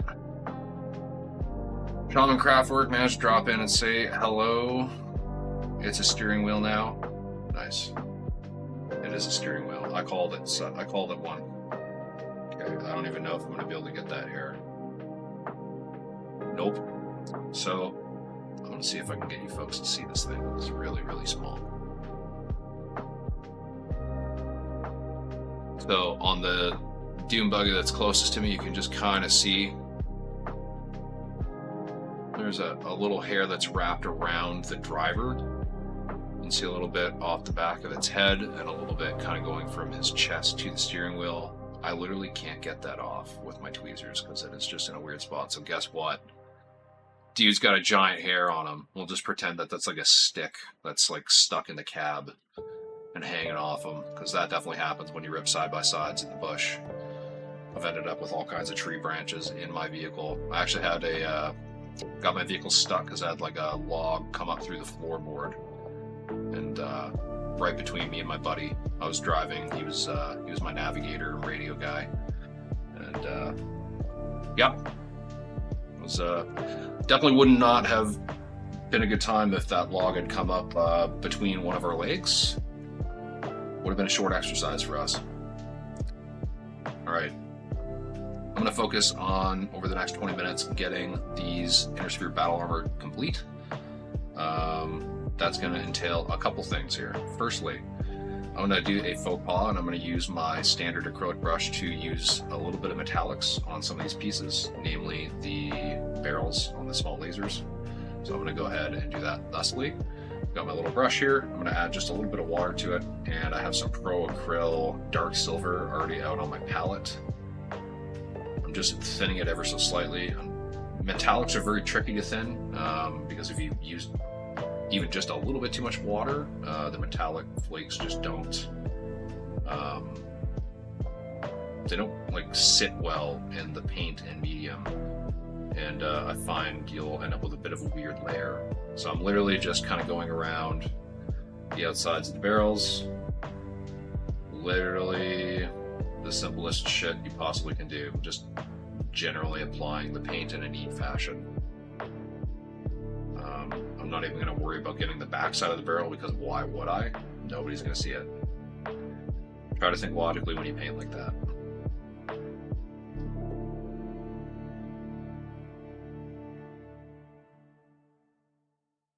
Other people like Alex, otherwise known as Warrior's Soul or Faith and Heresy, also a member of CSO, he jokingly loves to aggravate me by saying, "Why even bother painting the back of the miniature, dude?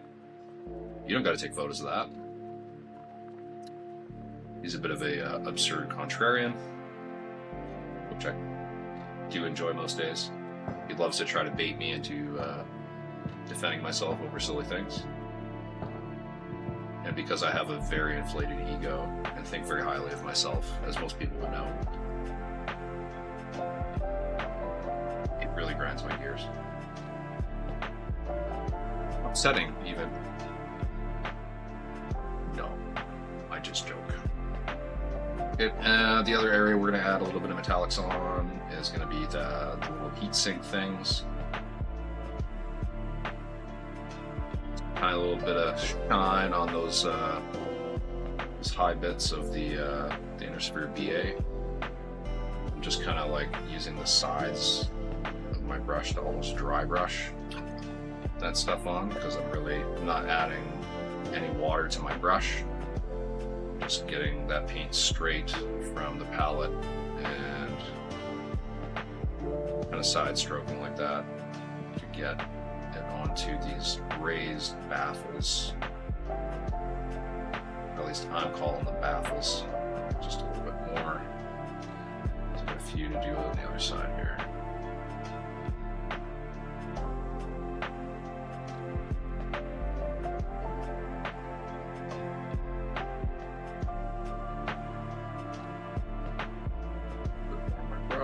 And we'll do this last one here.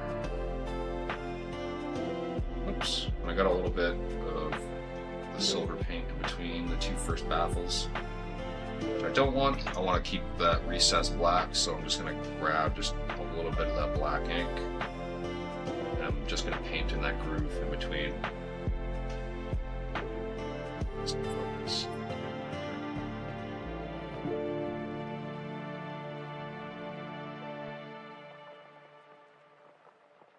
Just like that. Recess filled. Boom. Okay. Alright, so I have those tiny little sensor things that I painted black on the left shoulder of all the Inner Sphere battle armor. I'm going to kind of put some purple and pink in there just to kind of make it look like it's reflecting a little bit of light and has a bit of color. Oftentimes I find a lot of like periscopes and stuff on armored fighting vehicles in the Canadian military, namely LAVs. I find a lot of the periscopes have, depending on the angle of light, or the angle the light's hitting them and the angle you're looking at them, they either have a slight green hue to the reflection or they have a slight purple hue to the reflection.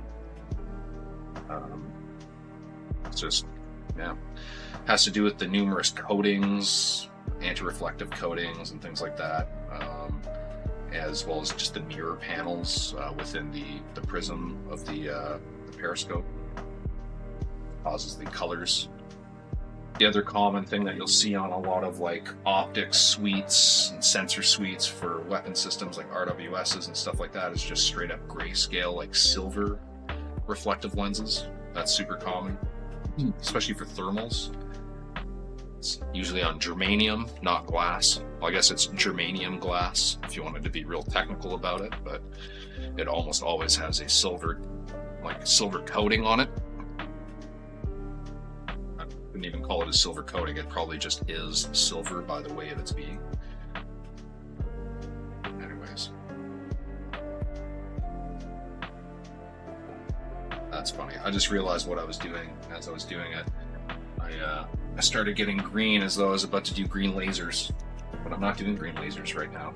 I'm doing purple. I'm just getting a little bit of royal purple from Vallejo Model Colors. It's this stuff right here, royal purple. It's a dark purple, but it's very vibrant. It's a very rich color. And then I'm using some, this is what, alien purple? Yeah, this is Vallejo Game Air. I just like it because it's thin. It's good mid-tone. It's kind of got a violet quality to it in terms of its color tone. Not like crazy desaturated by any means. It's pretty saturated color, but in terms of like the pink and the darker purple, I find it's a little bit desaturated.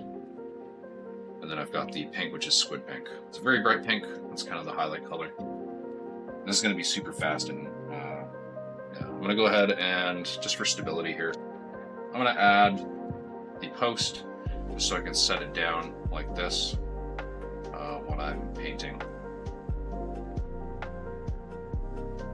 I do this occasionally, not always. Sometimes I usually like to hold this up higher where I can see it a little bit better, but just to keep things stable, just like so. I'm just going to add a little bit more water to my wet palette because I'm seeing that some of this water is evaporating from the sponge area in the tray. Again, that little jug of water is very handy to have. I'm going to go ahead and load just a tiny little bit of water into my brush and mix it into some of that purple.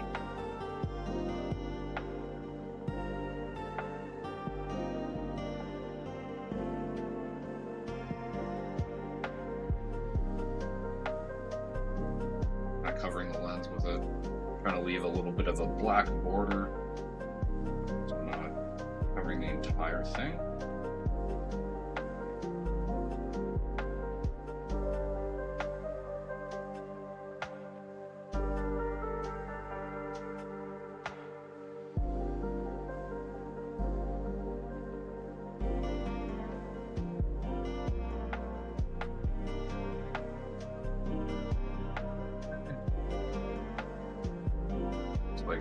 Because it is very dark purple, it's not exactly easy to tell. It is on there. Now I'm going to grab this next purple. Now the reason why I add that really dark purple, even though it's hard to see, is if I was just to add this mid-tone purple, the contrast between this and the black below it would be very noticeable. Whereas having this purple base color on helps to kind of make it less stark of a transition.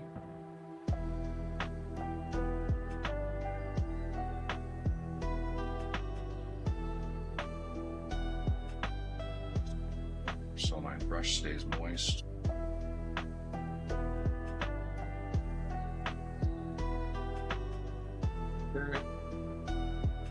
Just like so, just putting a tiny little dot, and the last little bit that I'm going to do, I'm going to probably just going to add a tiny little bit of water to my brush for this. This squid pink is already very thin. It's an airbrush paint. If you thin it too much, it's just not going to flow right off the brush. I'm going to pick this up just a little bit so I can get this closer to my face and see what I'm doing, just because I want this to be a tiny, tiny little dot. Just a little guy like that.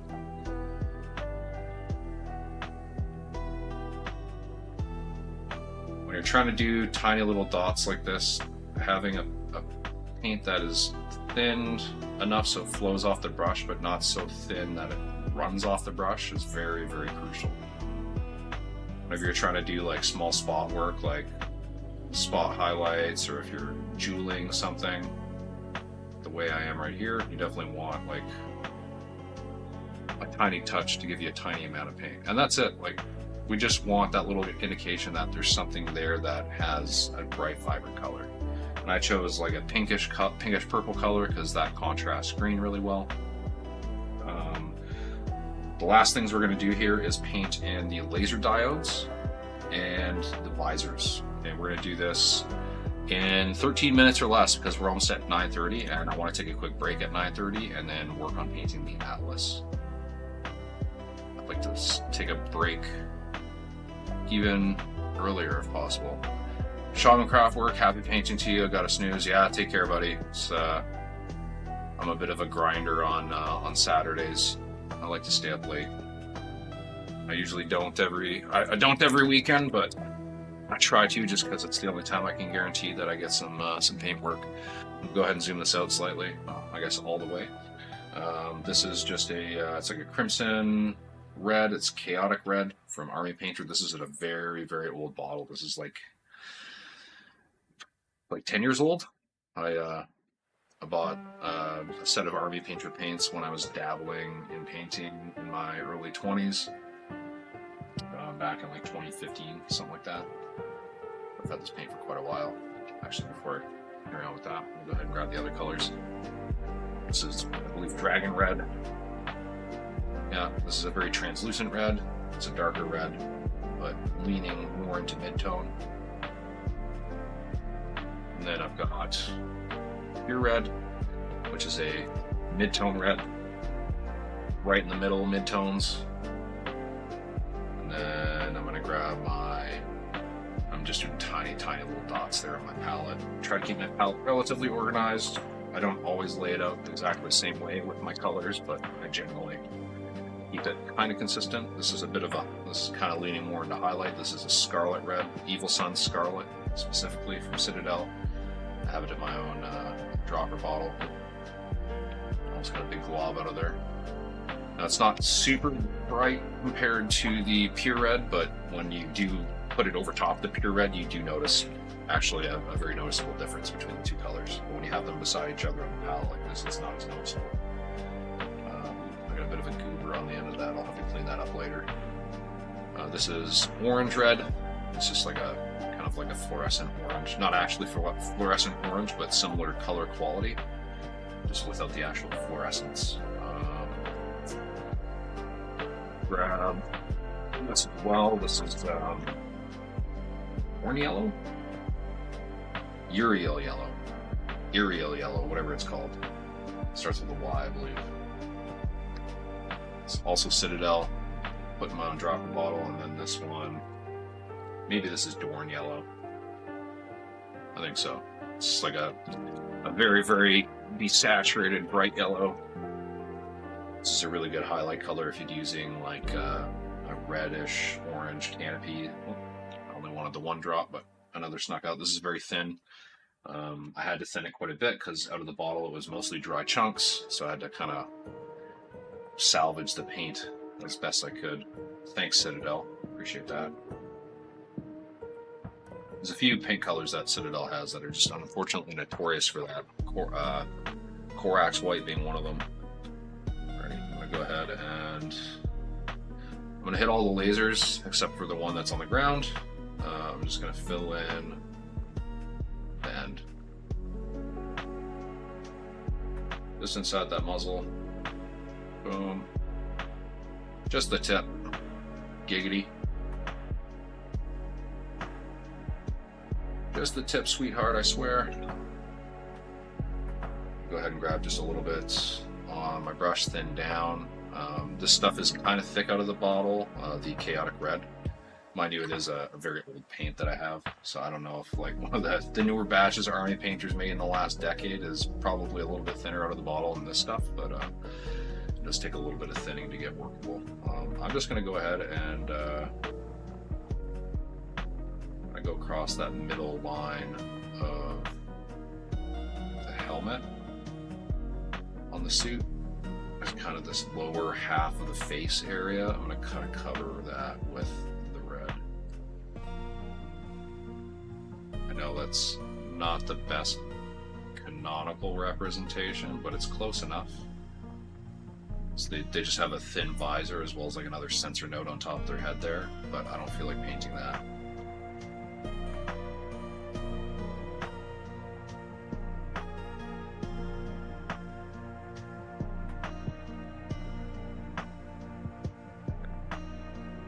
That was riveting. We applied chaotic red. I'm going to go ahead and grab the next color, which is dragon red. We're going to go ahead and repeat this process. We're going to fill these laser diodes. Boom. This is going to draw. This color looks a little bit punchy as soon as you put it in, but it's going to dry a little bit darker. Because again, it's kind of transparent, and as with all acrylic paints, they tend to dry just a little bit darker than they appear when they are wet. So, okay. The visors. I'm kind of painting over the whole visor right now, just because I'm trying to build that color. Again, that really dark red just sets the base for the subsequent layers to help ease the transition from dark to light. Nothing fancy about it. Just basic layering.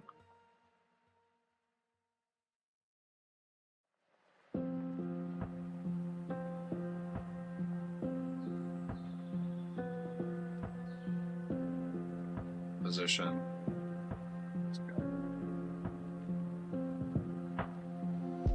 Okay.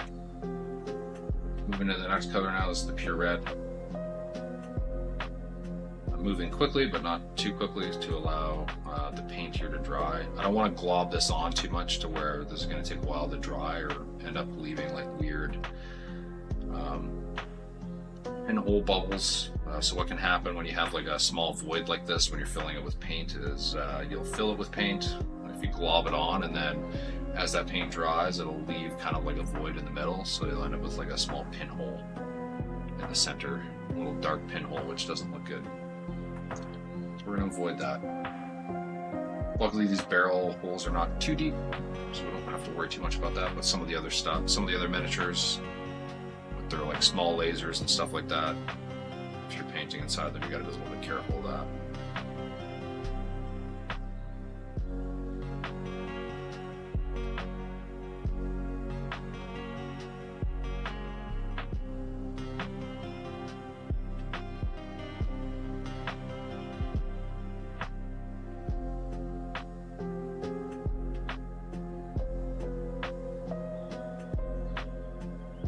Now, one of the reasons I'm painting the lower half of the face here is because when I do eventually get to my PVC versions in the platoon pack, essentially, of the 4 squads that I got from Catalyst Game Labs, I want to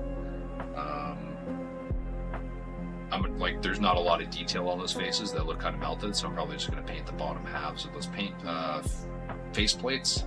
So at arm's length, I kind of want them to look the same. So that's why I'm not just painting that tiny little slit on these. Okay. This is the last layer of paint that I'm going to apply, of red paint that I'm going to apply to the lasers. I'll still apply more colors, but it's going to be white and fluorescent red afterwards. But I will continue layering up some of the orange and yellow on the visor here. So I'll do the laser diodes after.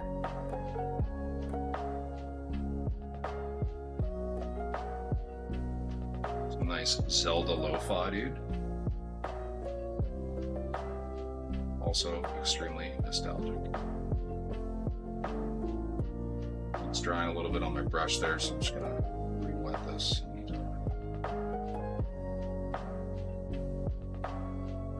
It's a little better, and then do this last visor.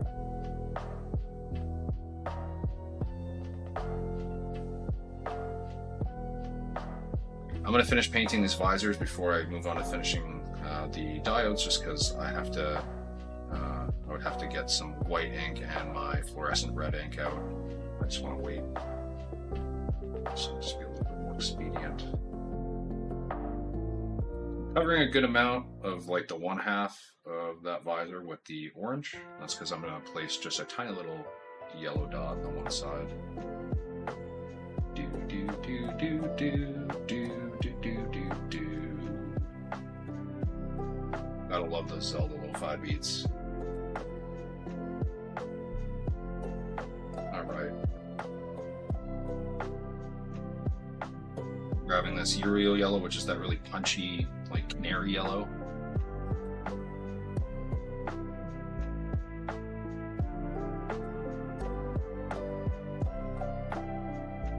Kind of getting the one side of the visor, not the entire thing.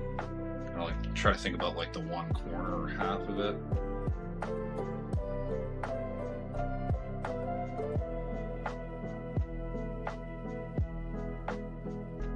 I haven't thinned this paint down much because it is pretty thin out of the bottle, but because it is a yellow paint, yellow and white paints tend to have like thicker, bigger, chunkier, chalkier pigments that love to dry out in paint mediums. And they love drying out on brushes too, especially when they're thin like this. A little bit of cleanup to do on the one dude in the front, but looking not too shabby. Alrighty. Now, the tiniest little dot of this very bright Dorn yellow. Yeah, just the tiniest touch.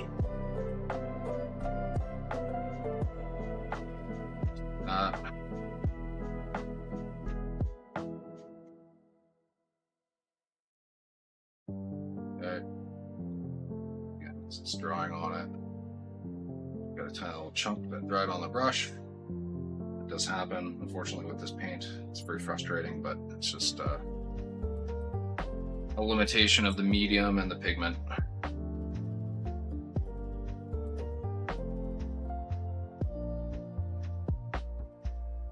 There, just that tiny little dot. Okay, when I do a tiny little bit of cleanup using the black ink just around the edge of this one part of my head positioning here, I'm just trying to get this accurately, so sorry viewers, I'm blocking this out with my hair slightly. There we go. Okay.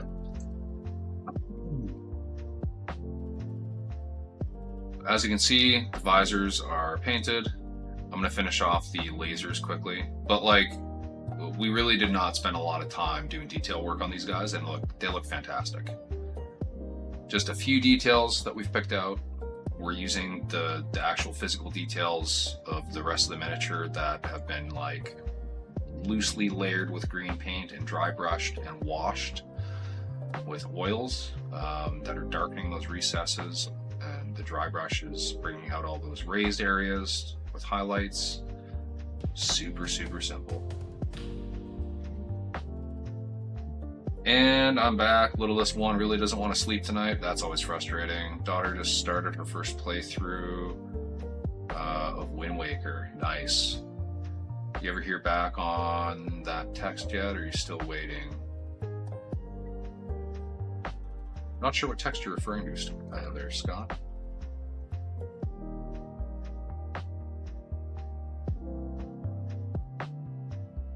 I'm just going to go ahead and throw some of this white,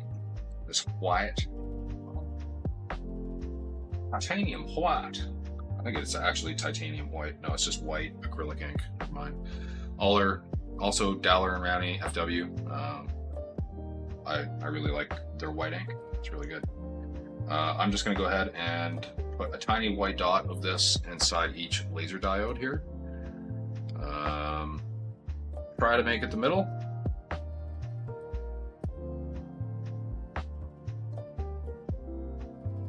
Again, I'm just tapping. Tap, tap, tap. It's 9:30. I just gotta quickly finish this, and then I can take a quick break, and then we will move on to the Atlas.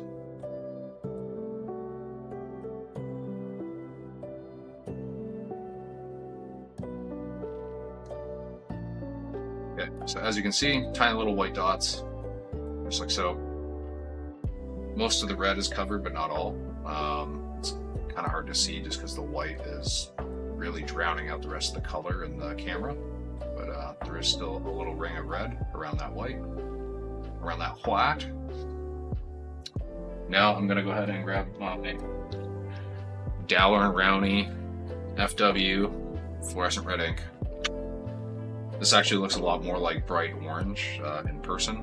The camera here is making this look, I guess, bright orange, but definitely doesn't look like the same kind of bright orange visually in person. It looks a lot more punchy. And that's because of the fluorescent nature of it.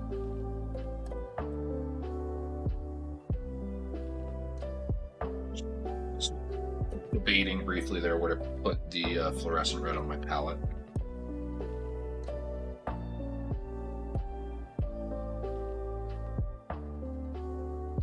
Just so you can see where it is. Boom, fluorescent red. Not that it matters at all. I just felt like showing you. Okay.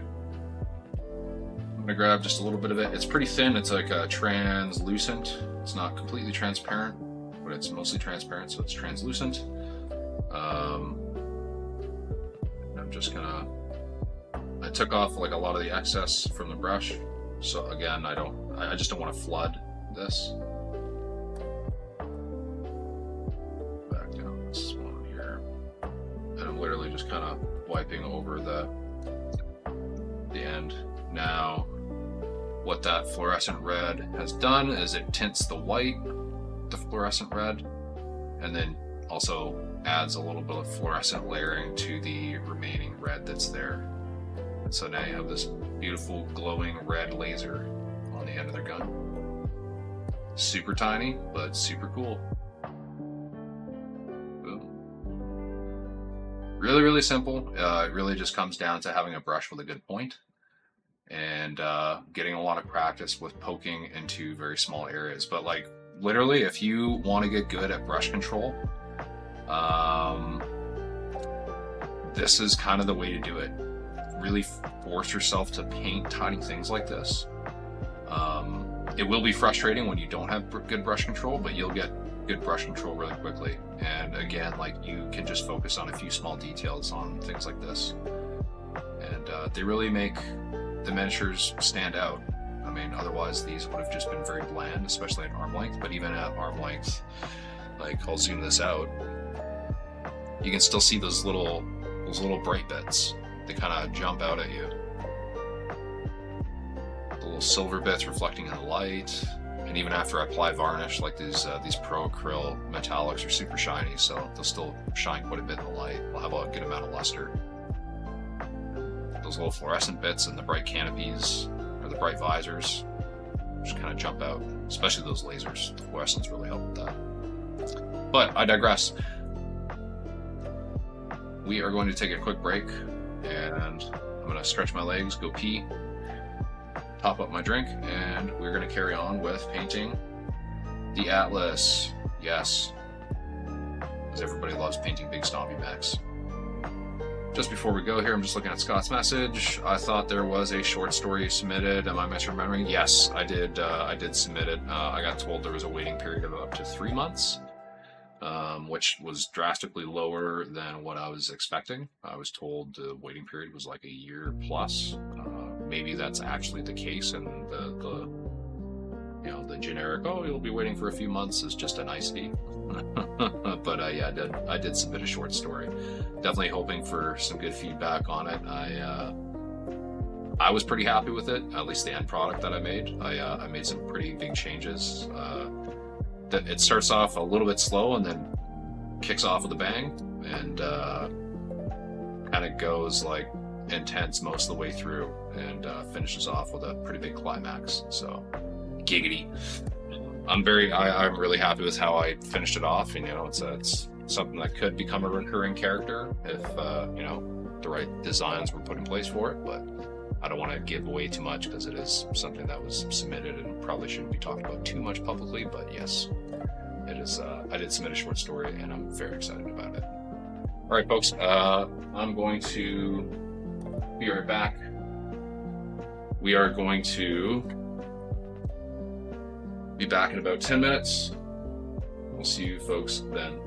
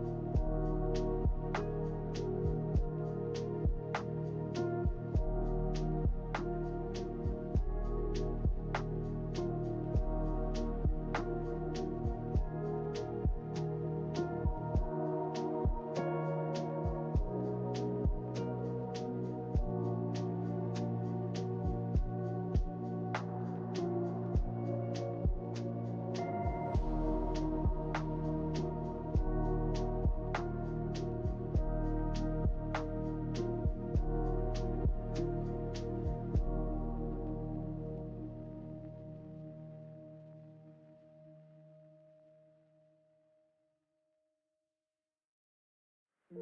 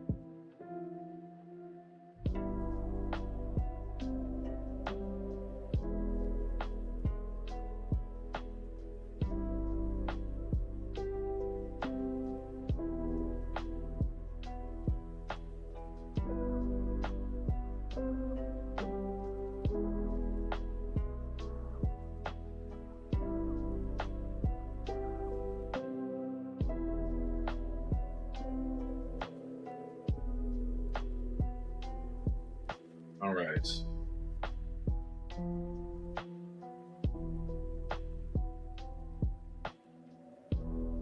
And we are back. Okay. I think audio levels are okay here. Just let me know if the microphone or the music are too loud. Just want to make sure you folks can actually hear me, but I also don't want me to be screaming in your ears. Got myself a Mexican Coke. These are like the only way to drink Coca-Cola, to be brutally honest with you. Pardon me, just a little burp. It's because it uses actual cane sugar. Key ingredient. None of that high fructose corn syrup shit. I don't really care about it for health reasons, because it's sugar anyways. It's not good for you. But it just tastes better. Okay. I'm going to add just a little bit more black ink here to my palette, just because mine is running out and starting to dry. It is goddamn hot in my room tonight, so my wet palette just keeps evaporating. Probably can't tell because it's not in focus, but I've had to refill this a couple times because I can just see all the water slowly, just the water level dropping in my wet palette. It's amazing how much difference real cane sugar makes over high fructose corn syrup. Yeah, it just tastes so much better. Like it's actually crazy. It tastes like a different drink.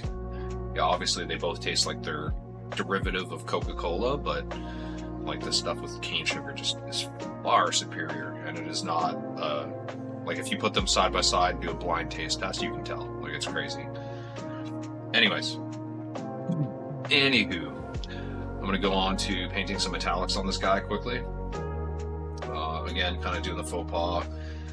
I normally don't use this brush with metallics, but I'm just too lazy to bust out my metallics brush. So I'm just gonna use this one. I'll zoom in slightly.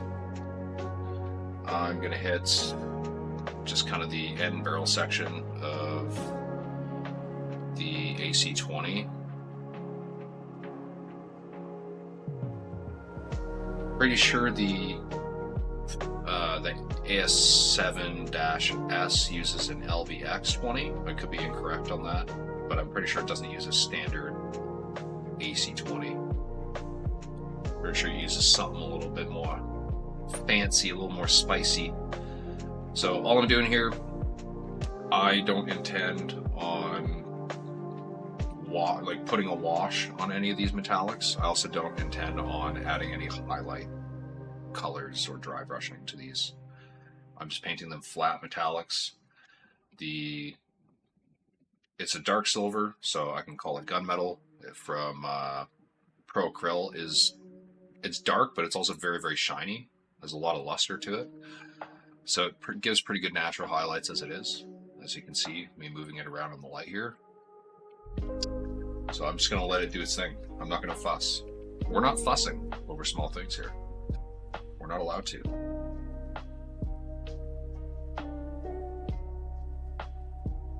Just avoiding painting in the recesses because I don't want to have to apply a wash. So I'm just gonna leave those recesses black. And again, again, like I'm kind of speed painting these almost. I'm just trying to get these to look good on a table with a few details that are actually like worked on with, you know, some extra care and attention, like canopies and weapons. That's about it. I'm not even painting jump jets on a lot of them. I'll paint metallics around the jump jets and stuff like that. I'll paint, you know, like whatever the port is, if it's supposed to be metallic or like a gray material or something, but that's it.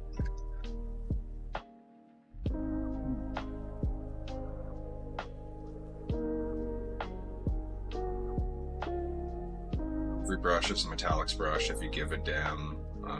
If you were to give a damn is busted enough. Yeah, that's true. Definitely true. My give a fuck factor is still at a reasonable number, so otherwise known as the gaff in the calf. When in the Canadian Armed Forces we talk about gaff factor, or gaff, just as its own term, give a fuck factor.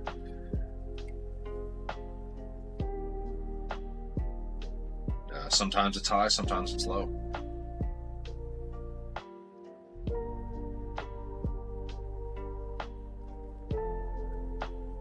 Looking to see if there's anything else I should really pick out here. Yeah, on the back side there definitely is. Got like a heat sink or something here. Actually, this is probably for this is like the back blast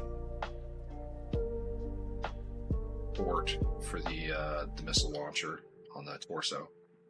Again, I'm just kind of painting those baffle grills. I'm not bothering with the recesses or any of that silliness.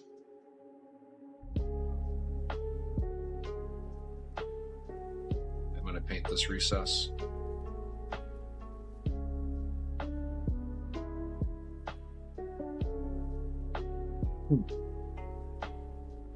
In that recess because it's a bowl, like a bowl shape. It's going to create a lot of its own natural shading and highlighting in the reflection of light from the metallic flakes. So totally fine to paint in that recess, but if it was like a straight panel line or something like that, I'm not going to paint that recess. Now, one of the keys, if you're going to do paint with metallics as well as other colors, I have like a double caddy. I do a first rinse and then I do a second rinse. So you can see this water's still very clean. I definitely swear by this. This avoids me getting metallics into like my other, like if I'm using water from this pot at all, or if I'm just cleaning my brush, I don't really worry about metallic flakes getting into my other paints. So, just a small thing. Before I had this little double caddy, I literally just had like a cup and then a container, like a larger container. Larger container was my initial rinse, and then the little teacup that I had was my final rinse. And then I always do the double rinse in between all my colors, and just whenever I'm cleaning my brush in general.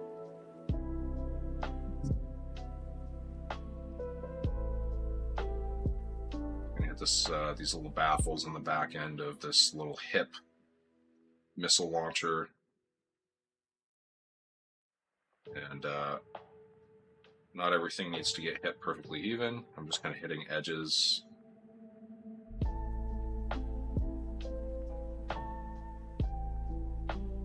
Good enough.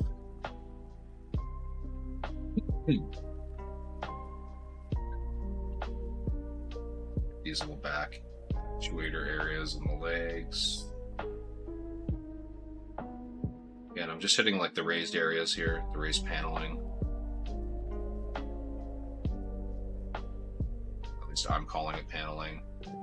Look at this super slick brush maneuver.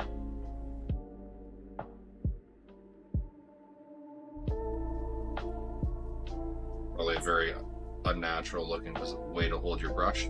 That's because it is.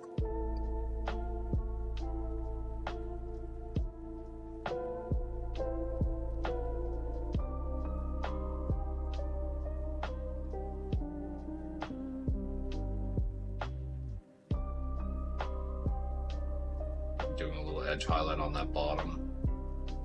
Okay. raised edge. I gotta double check the name for this song because this is a banger actually. Oh, I just got a little bit in the recess there. I think this is maybe Silver Moon City or something like that.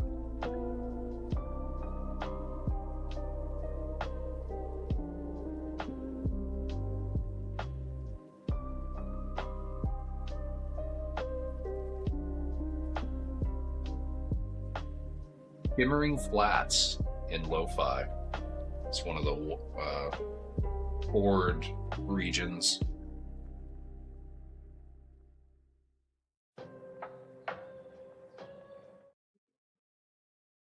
Hey folks, I'm just restarting my playlist here.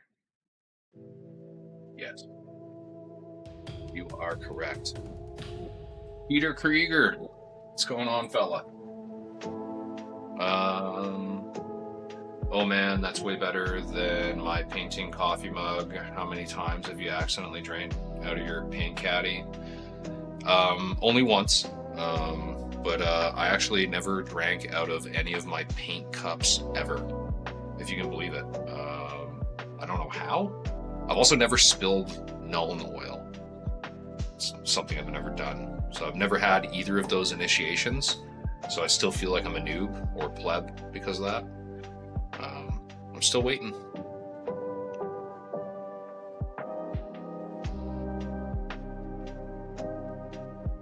Anywho,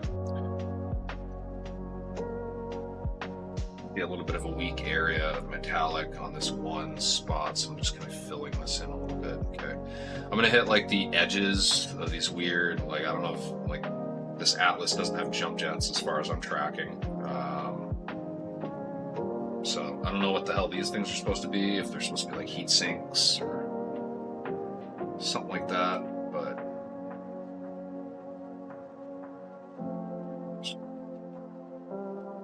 it's okay. That little area that I got metallic on there, I'm just going to paint with brown, because that area is in fact brown. Now, if you are curious as to how I paint my green, I actually have a tutorial which I had removed, but then I kind of quietly took off of private and put back to public. It is a tutorial of me painting Sigma Lance from the opening of MechWarrior 4 Vengeance. Now, the reason I'd taken it down temporarily, well, for like the better part of a year and a half, is because when I joined Camo Specs, we have this thing up against like unlicensed 3D prints, which Raj totally get. This was something I worked on quite a bit, and it was from well before I joined Camo Specs. So I figured it could be grandfathered in, and I do make the point actually in the video, and this is me, you know, again, well before I actually joined Camo Specs. I make the point in the video to make the statement that no, this 3D print is not, you know, the sculpt's not publicly available, because it actually isn't publicly available. The person who made the sculpt had it publicly available for a brief period of time until he realized Etsy stores were basically just using his file to print and sell miniatures, and then he took all the files down and basically got all those vendors cease and desisted on their respective shops to prevent the spread. So because of that, I kind of consider it like a private sculpt, because it is. The guy gave it to me simply just so I could use it to paint, because he wanted to see it painted by me. So I used it to paint the video, or paint it for the video. It's the only 3D print you'll ever see of me, or only 3D print you'll see on any of my social media is in that video. But I also use 3 Catalyst and Iron Wind Metals miniatures alongside it. So I put it in the gray zone because, again, it was before me joining CSO,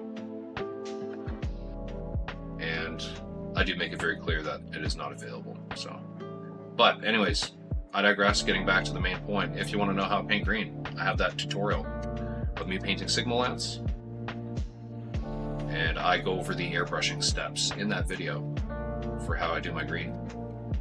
I do an extra step in that one where I apply an airbrush filter of Army Painter Strong Tone and just a little bit of Army Painter Military Shader added in, and that's just to very gently darken the overall look of everything, kind of make it look a little bit like stained and weathered. Just a little bit of patina of sorts. But I did not apply that filter to this.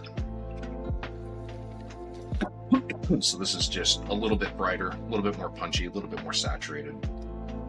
That is literally the only difference. So if you have an airbrush and you're curious about how to airbrush layer green to get this, go take a look at that video. Signal Lance tutorial on Arclight Miniatures YouTube.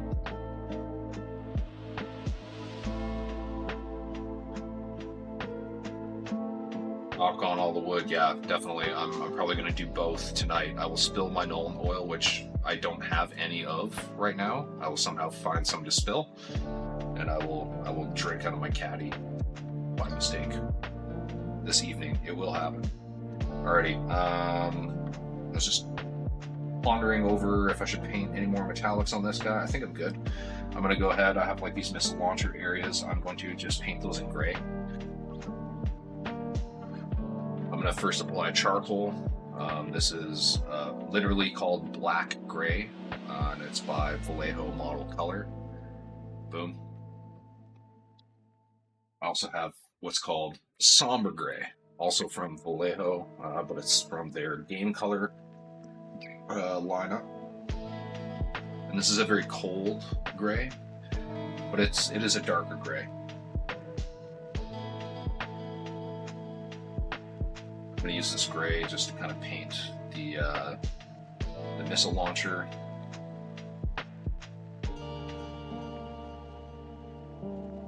It's actually a little bit too thick. Just bend that down just slightly. I just noticed I had a massive glob of it on my brush. It's absolutely disgusting.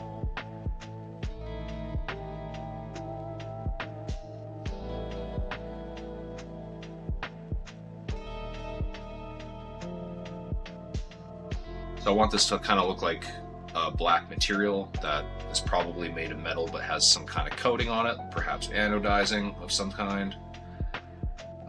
So if you'll notice, I'm actually not quite painting all the way to the top with the charcoal there. And I'm gonna just paint a little bit under here.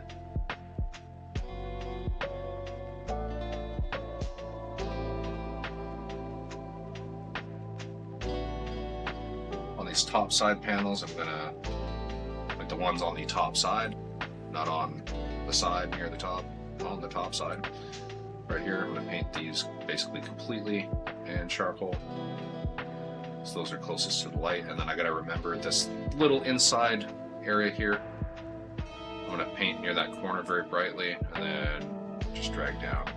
Not necessarily because it's more realistic, but just because it lends more visual interest with more contrast. Now I'm going to grab a bit of the somber gray and I'm going to mix a little bit of the black gray into it. So I want to create like, it's still a cold tone, but it's darker than the somber gray, lighter than the black gray. It's about a 50-50 mix. I'm going to thin this down just a little bit more. I want this to be nice and thin. And on the top here, I'm going to just kind of start halfway on this panel and then pull down towards the bottom. I'm going to zoom this in slightly for you.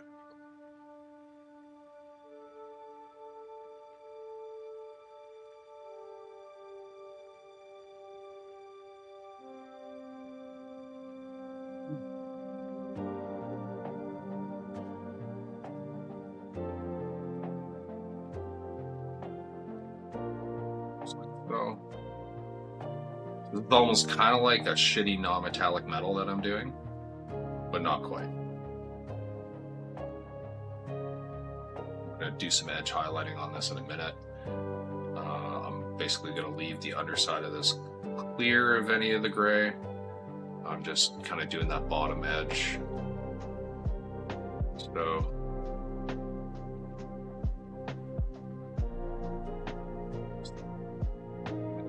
there. And then I'm gonna go along all these edges. Whoops. Just back view of you folks. And getting along that big hard edge. Big hard edge. Yes, I said it. I said it the way I said it. Alright. From that angle. Doing gymnastics with my hands and my wrists here. Okay, so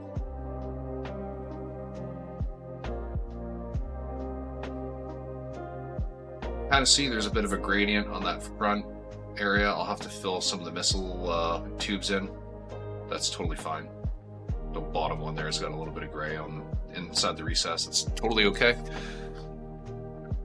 You ever do bits in brass or other non-silver color? Bronze would suit this pretty nicely. Yeah, I've done some in like Rune Lord brass from Citadel. It's kind of like a brownish brass color, and it looks pretty good. I just like classic gunmetal for some reason. It's just my overall. Maybe it's just because I like old school, like 2nd edition and early 3rd edition 40K stuff. But yeah, I'm gonna go ahead and grab just the somber gray. Oops, that's too much and not enough water.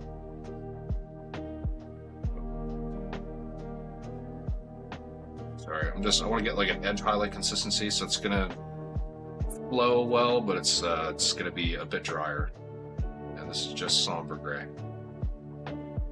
So I'm just gonna hit some of these top edges, a little bit down on this one, and then kind of keeping the start of it on this side in line with this one. I'm just gonna do a little bit down here. And then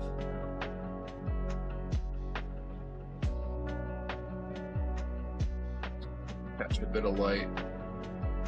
So the bottom.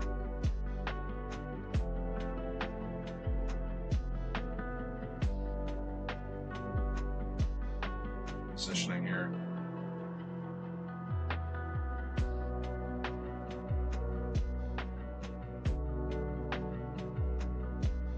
Along and get this bottom edge right there. Oops.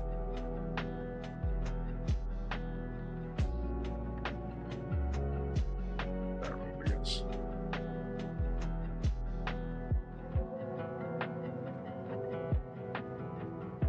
Simple enough.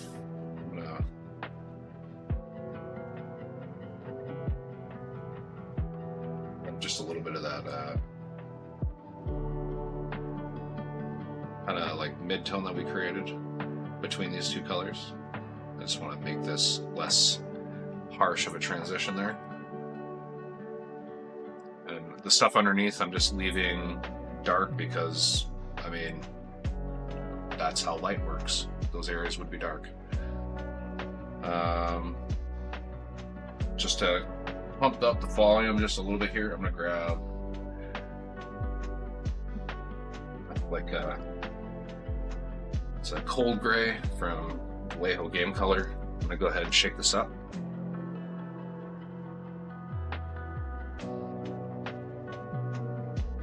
Andrea Doll. I like the silver personally. Yeah, samesies. So this is like a proper mid-tone gray, by the way, this cold gray. Got an actual proper mid-tone gray. I'll zoom this out briefly so you can see it on the palette. You can see like that's it right there. It's quite a bit brighter than the other stuff. I'm going to just go ahead and I'm going to do kind of like a 50-50 mix of that cold gray and just a little bit of the somber gray. And that's going to be like a spot highlight color. Pardon my hair. Zoom out slightly just so you can see the color. I'm working in this range right here where the tip of my brush is.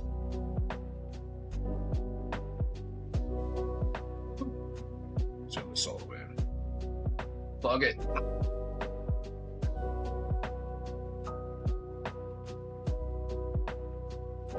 And I'm honestly kind of stippling along this edge.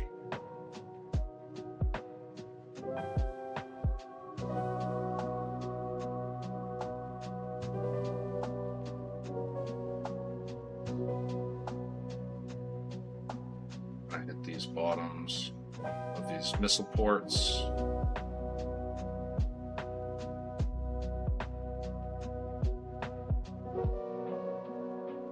Not the most realistic shit ever, but you know, it does the trick. I'm gonna go ahead and fill in a couple of these ports a little bit better, that way they don't look so messy.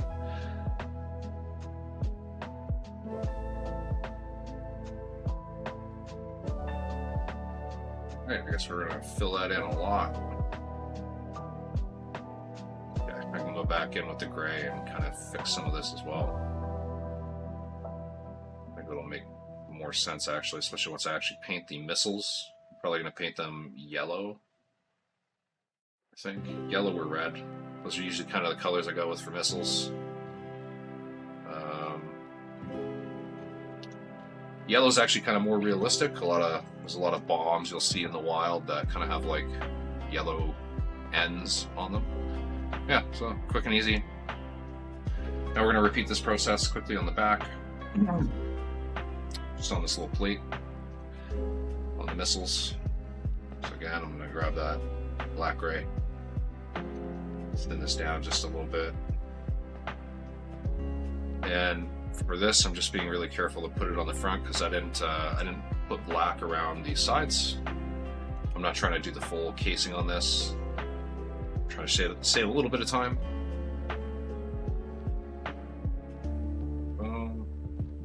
Grab that mid-tone between the somber gray and the black gray. Pardon my hand position there.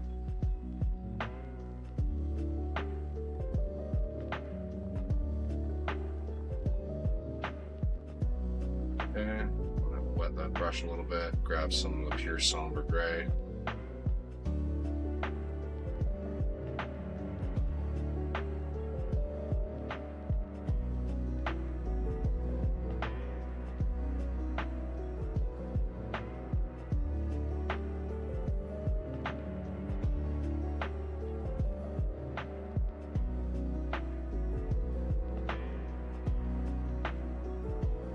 Like that, and then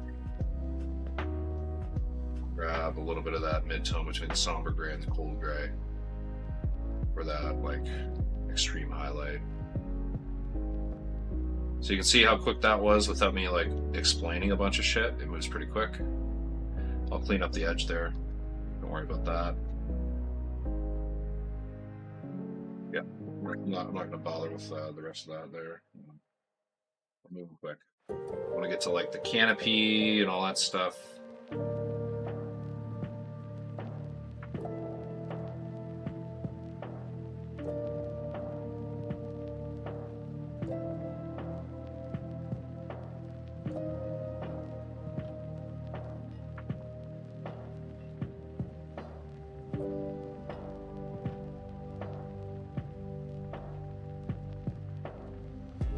Good enough. All right, all that still so you can take a look at it. You know, quick little bit of gray gradient. Looks a little bit more interesting than just green. And it looks a little bit different than the silver. So just adding a little bit more visual interest, just with some small color variations, nothing crazy. Oh, and by the way, in case you're wondering why I called this stream the Pale Horse Rides, it has to do with the logo for the 71st Light Horse Regiment.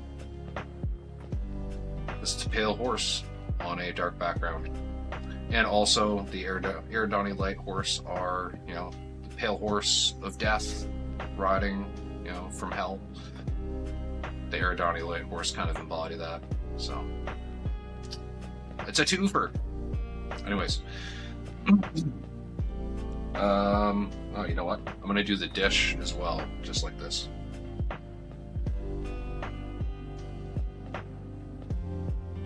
Go ahead and and just kind of hit the edges.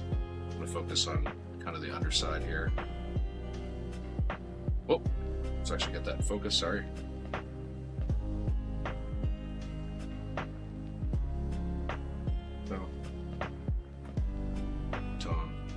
I'm going to go a little bit less extreme with the highlighting on this one.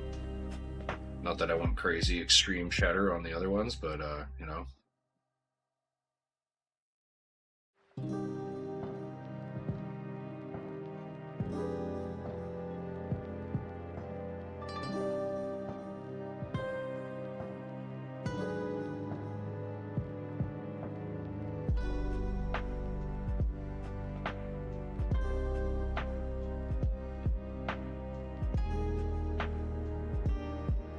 Just a couple little touches. Doesn't need to be much.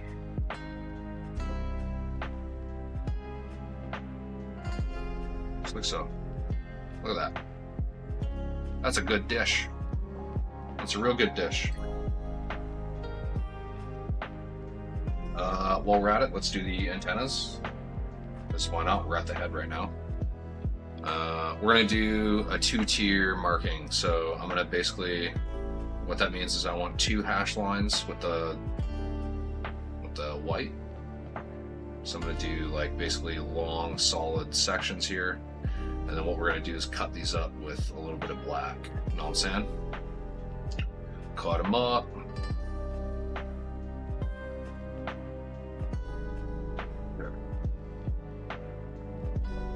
And I'm just using white ink here. Again, it's highly pigmented, so it does the job pretty well. It doesn't work well just for like layering necessarily. Like I wouldn't, if I was painting a white miniature, it's not something I'd be using a ton of. But when it comes to small details like this, or you know, when it comes to jeweling and trying to bring brightness value up, white ink is just kind of my go-to. It's nice and thin, highly pigmented, turns things white pretty quickly.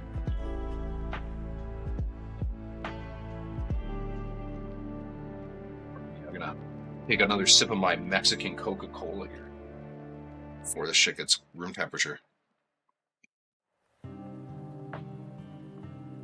Bottoms up. I'm gonna go ahead, I think this is dry now. I'm gonna go ahead and add just a little bit more white. I want to reinforce that because painting the white straight over the black would be a little bit jarring.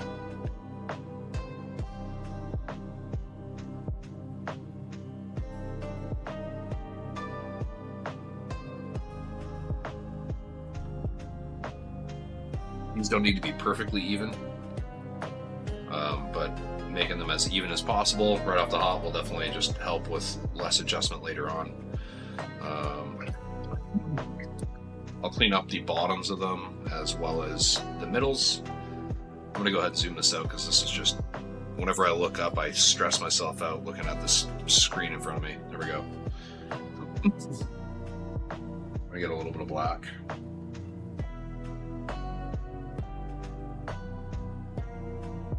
Some face. It's the beauty of a magnetic holder. I can kind of turn and face things different ways. So I'm just kind of picking around the middle.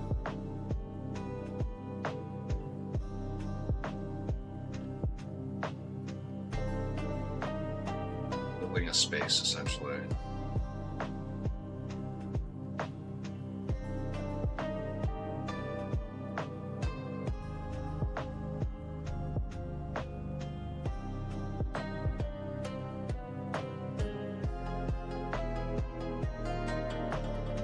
Now, I'm trying to, as I do this, to try to keep this center area as even as possible, so I'm not like having it at like a, you know, like a jagged angle coming around the shaft of the antenna.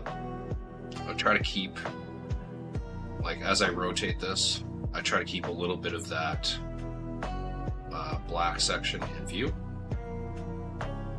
Use that as my guide for like where I need to stroke. Like so.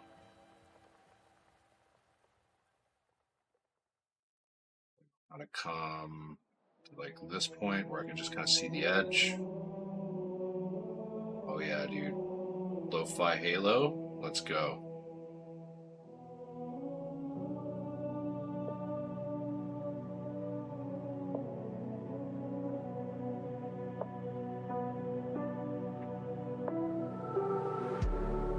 Almost all the way around. I've actually kind of partly joined with another area of it. I think I'm basically circumnavigated that whole thing. Kind of hit this little area here. That's pretty damn even. Cool. Go ahead and rinse out my brush. Thought I had a little piece of pigment glued on, or not glued, but stuck onto the end of it for a second. Okay, we're gonna repeat the same process on the other side. So again, I'm just trying to pick near the middle. This section's a bit long. I'm gonna go ahead and trim that off so it's a little bit more even with the other side there. I'm just trying to compare them as I do this.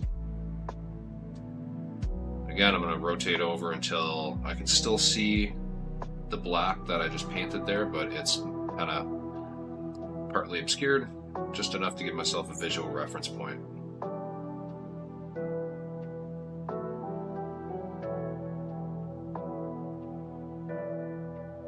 I'd rotate again partially.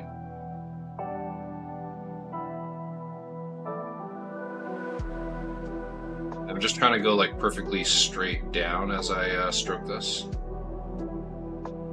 That way, as my brush flicks around the surface, if part of it catches, it should catch straight within the path that I'm already intending on traveling. As you can see, it already kind of has here.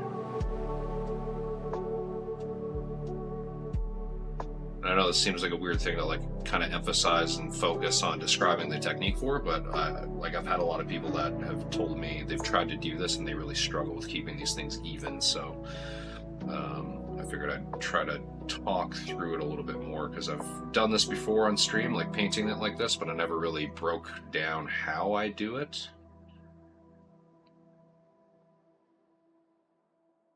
But this is how I do it.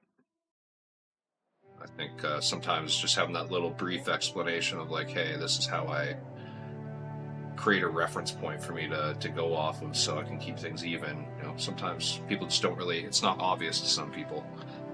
So, anyways, there we go. I just got a tiny little piece to fix right here. I'm going to wet my brush a little bit, pardon my positioning. A little bit right there, I can see a little bit of white poking through.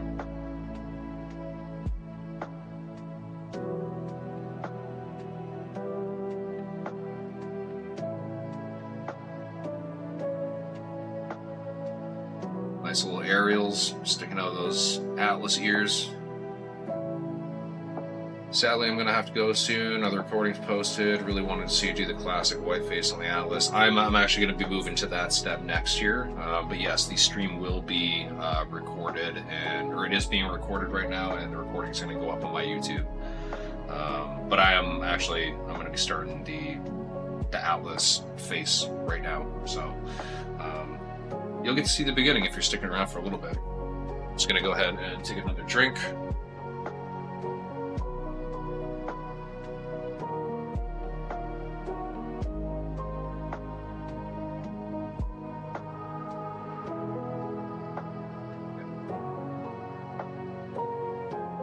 So we have a couple decisions to make here. I'm going to be doing like an off-white face. It's going to be pretty beat up and weathered. Big old leather face, weathered face Atlas. So I'm going to pick...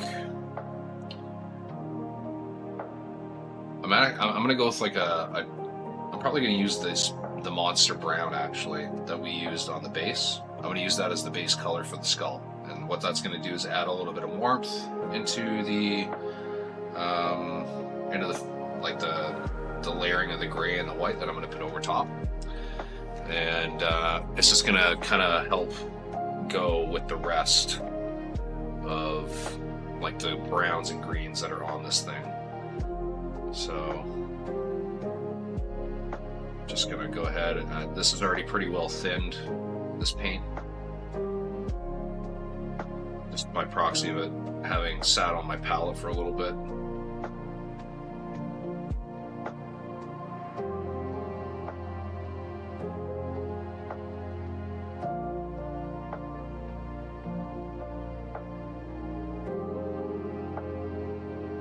You can see it's almost like a flesh tone when it is contrasted against all this. Adds a ton of warmth when we start adding in some of the grays and whites over top.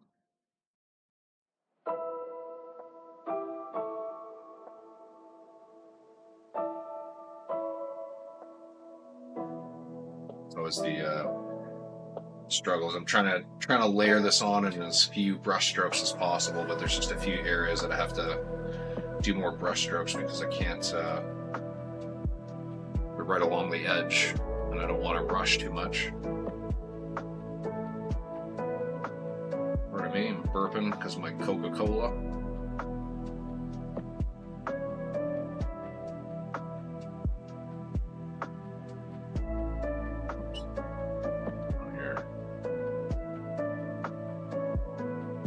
I can see like there's an indication of a panel line here. Just trying to keep with that. As you can see, it's not a big indication. This is one of the Catalyst Game Labs plastics because this is just from the box set.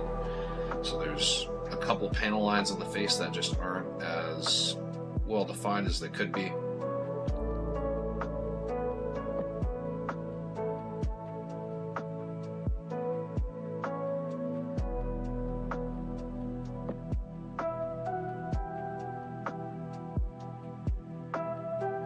Probably save some time by slopping it up over top of the nose and stuff, but I don't want to layer on more paint than I need to. And I don't think this nose is going to take a big layer of paint because it's already pretty dark.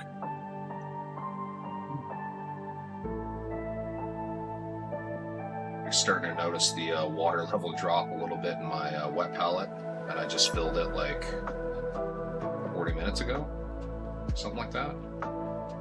Right after we got back from the break, so yeah, I feel like it was about 40 minutes ago, something like that. It's hot today. It's not even that hot actually. It's just like, oh, feels like the heat's getting me more than it usually does. Seems to be getting my palette more than it usually does too. That's for sure.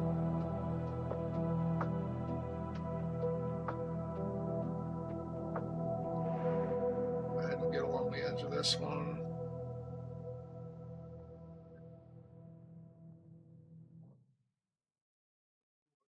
Monster brown on the forehead.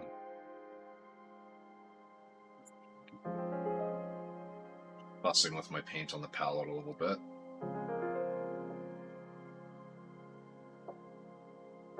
Thin layer up on his forehead. Again, trying to do as few strokes as I can.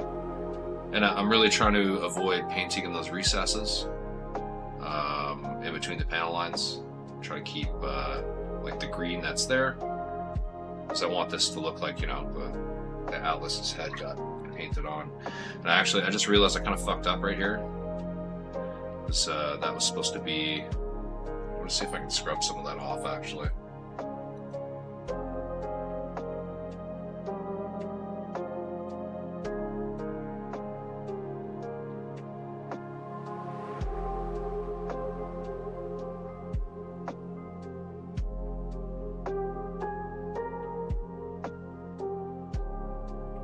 As you can see, I have a really wet brush here, and I'm just kind of being aggressive and scrubbing this area that I didn't really actually need to put the paint.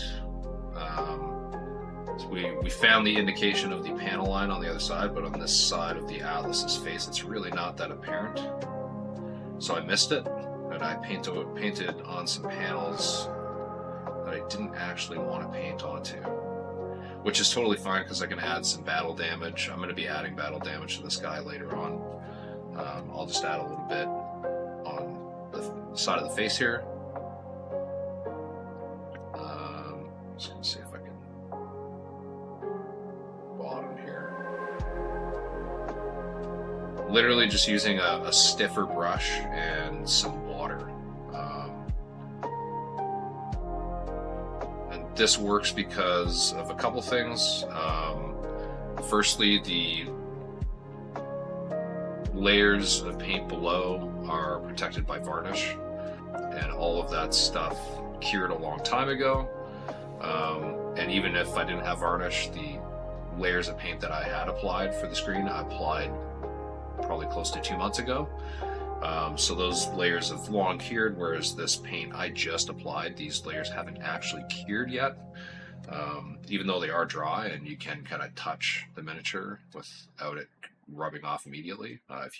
If I was to handle this face with any real amount of grip, I would start rubbing paint off on the edges because the layers haven't cured. So that's why that works. I'm going to go ahead and clean up I actually shouldn't have to paint any battle damage in there. Managed to get almost all of it off. I just got a couple areas of recesses that I'll add some black into. Get that to focus. So found the indication of that panel line. I'm going to go ahead and ride along the line there. Boom.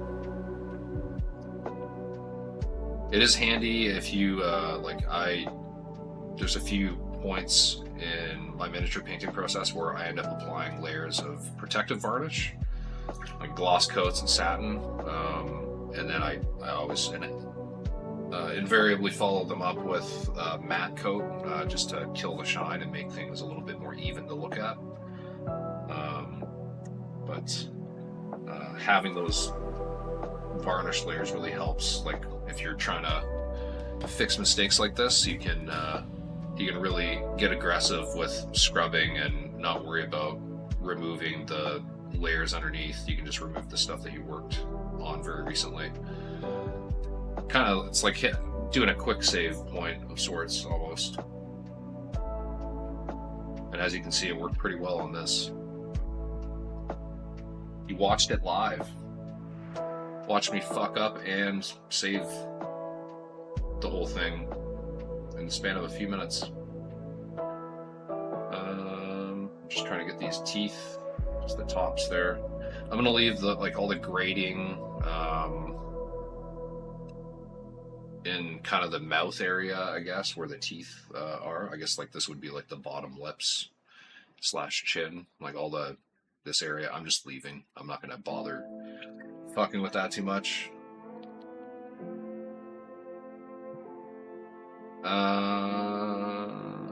How long do you have to try and wash off the accidental layer? Honestly, it really depends on how much water you had in the paint. You probably have 5 minutes, 5 to 10 minutes. Really depends. It's probably about 6 minutes. No, maybe not that long. From there, it's probably just under 5 minutes from the one side to the next. Maybe I'm imagining that to be longer than it was. I'd have to go back and look at the recording. Maybe it was only a couple minutes, but you definitely have probably a good 5 minutes. But it's also going to depend on just the paints you're using. Some cure and dry a little bit more quickly. It also depends on the temperature and humidity in your area. There's a number of factors. So I'm just going to reinforce a couple areas here.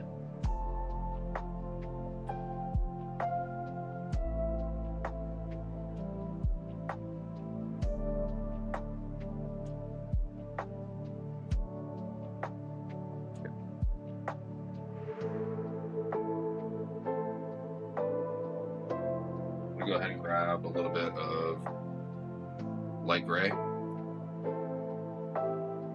This is going to be the next layer color that I apply to the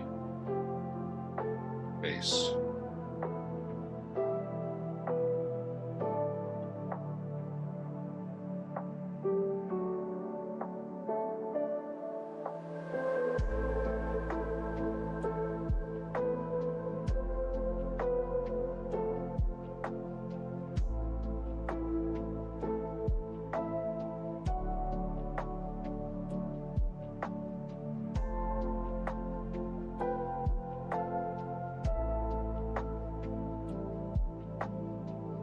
Focusing more so around the edges right now.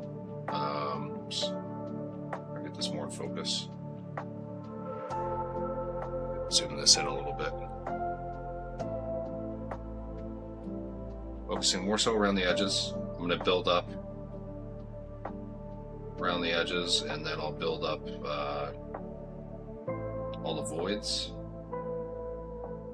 But I want to do it this way because I want to take a choppy approach to the layering, and the way that it's going to look like this is like very worn out. Because all the rest of the green around this looks like kind of worn out green, so you do want the overall look to be maintained kind of consistently through. So like these raised areas here, I'm going to paint more gray on.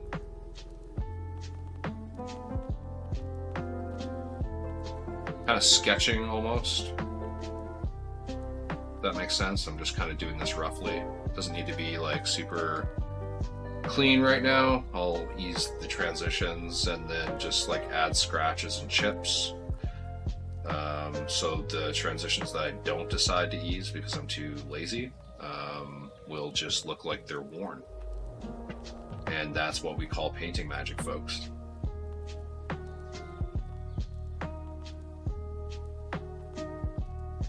That it looks like you're trying to be real crafty and you probably spent a long time doing weathering on it, and it's just like, nope, I just didn't finish layering correctly and made it look like it was on purpose.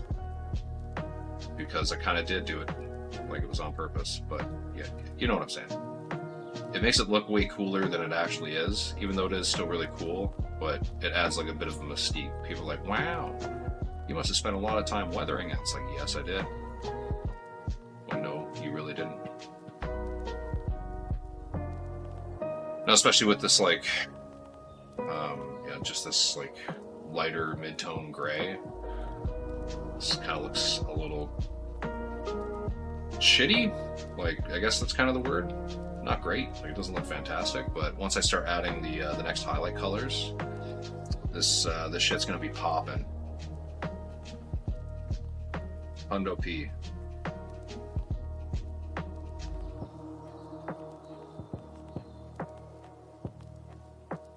Then that'll really start to lend toward the like the kind of Leatherface worn look.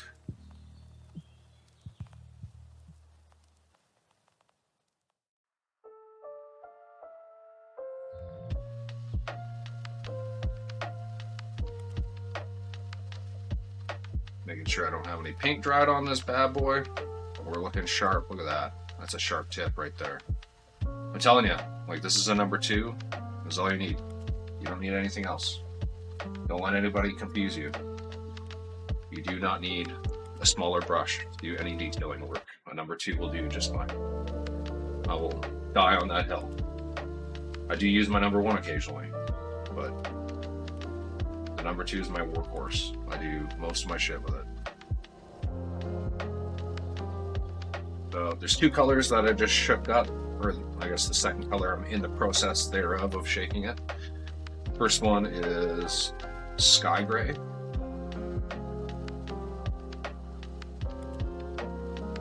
Second one is White Gray. The White Gray is actually a little bit warm in its tone. I feel like there's more warmth than coldness to it. It is an off-white, obviously, but yeah, I feel like there's a little bit more warmth than cold to this. The Sky Gray is just a bit lighter than the Light Gray, and it's still fairly cold. Show you, it's still kind of hard to see, but over here, you see my brush up in the top left-hand corner. This is the Sky Gray, and this is the White Gray. So not far off of actual white, but still noticeable difference. I'm gonna grab a little bit of the Sky Gray first. We're gonna go ahead and build around those edges again. We're gonna kind of reinforce some of these light areas.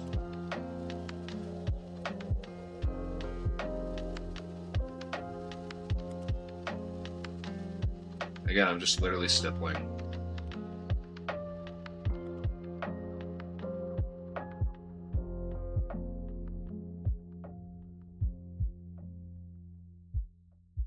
Doesn't need to be super neat. Just kind of keep with the patterning of highlights that you were using before on that previous layer. So try to work within the previous layer of gray and along the edges of it. This isn't popping like crazy right now because this is just the next step up. Once I put on some of that white gray, oh baby, shit's gonna pop off.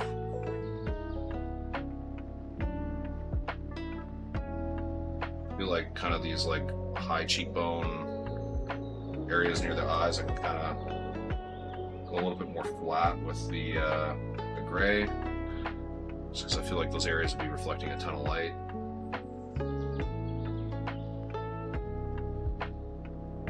But up top as well here, but I'm also trying to keep with kind of that worn face look. This Atlas has this beautiful head hitbox on it that like you just can't miss. I mean, I guess you could if you suck at shooting, but I mean, like, this thing's so obvious. It's like, oh yeah, the person definitely sits there. Shoot at that thing.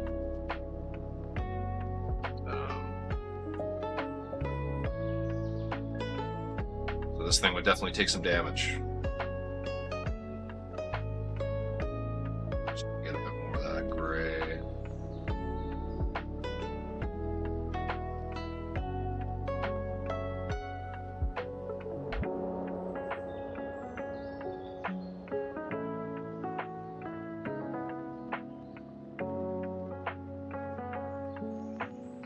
Edges, start hitting all these like bottom lip area here. It looks like gross, dirty teeth right now. It's pretty cool. I like that. It's drying on my brush there. It's just that dry in my room. My office, rather. It's not my bedroom.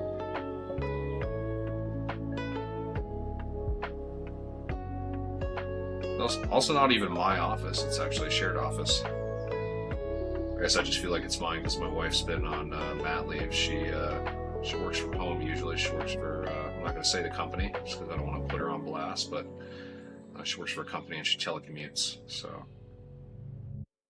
for like a legitimate telecommuting job. Pretty cool gig that she has.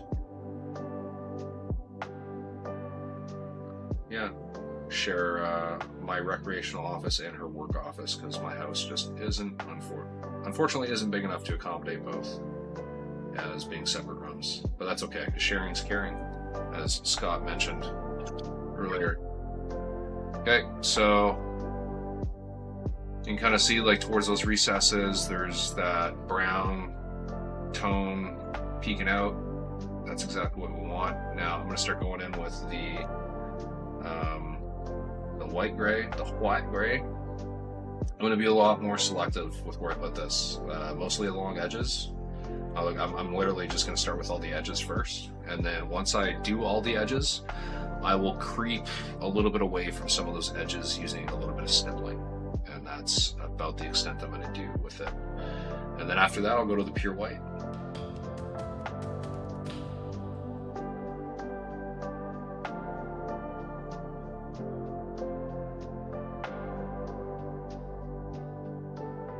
The reason why I'm doing this is just, this is going to give me like good guidelines to help me not overdo this layer, because when it comes to highlights, it's really, especially with white, it's really, really easy to overdo it and put too much. So I'm really trying to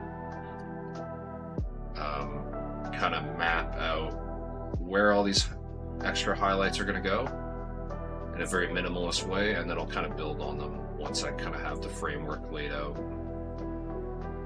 Holy fuck, that out just sounded super Canadian. Laid out.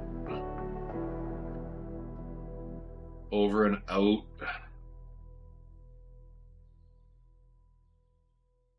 My Albertan coming out. It happened again. Oh my god, I didn't even try that time. Or did I? Maybe it's a caricature. How would you even know? You wouldn't.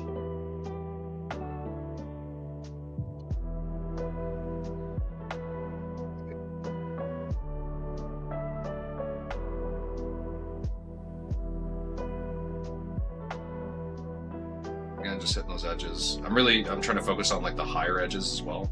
Get that in focus here. Like all these higher ones are getting good highlights, especially like kind of bolder ones compared to some of the ones on the lower edges. It's okay to go a little bit more bold, especially with this color, because I'm going to be adding some pure white to finish these off. But ultimately, really want to focus on these high areas. I'm going to start doing the edges on this other cheek. Keep like nice sharp lines. I'm trying to work a little bit against the not so great hard edges on this miniature, and I'm trying to trick the eye by painting really sharp lines along uneven edges to give the impression that they are in fact even edges.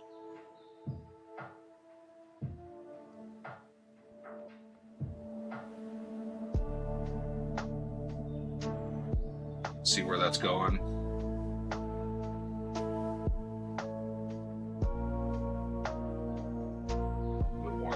Why? I definitely got to build up on the forehead a little bit more here, because I feel like there's areas down here on the cheeks that are even brighter. As you can see, like these cheeks here are a little bit brighter than the forehead here, and it looks a little bit off. So I'm going to go ahead and fill that in.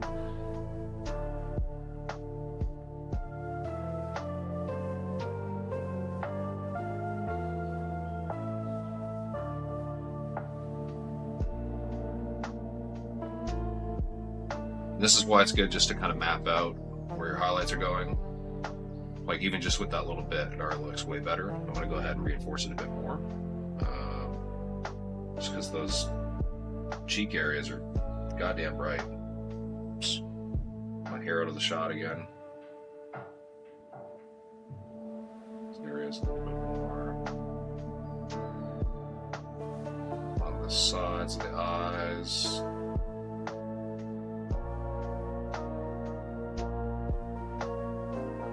That line on the side there.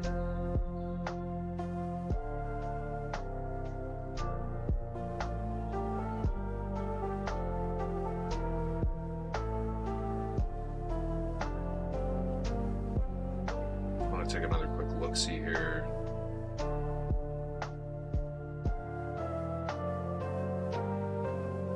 I think we're at the point now where we can start doing a little bit more aggressive scratch marks. And that'll actually start to help fill some of this area in. And this is actually a quick little study at how you can layer white to make it look interesting. So take notes. Like this is obviously this would be a lengthy process to achieve it on a full-scale miniature, but if you really want to, this is how you can do it. So a lot of people struggle with white. I used to struggle with white until I decided, I was like, I'm not going to be terrified of white anymore. I'm going to figure this bitch out. And got her sorted.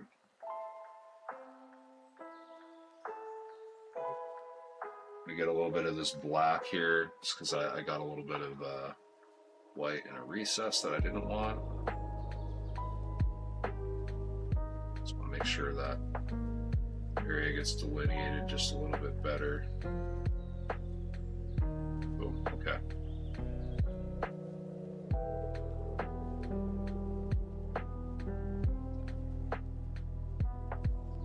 White gray. And here's where I'm going to start doing some scratches. And then just hit a few of these higher edges on the nose.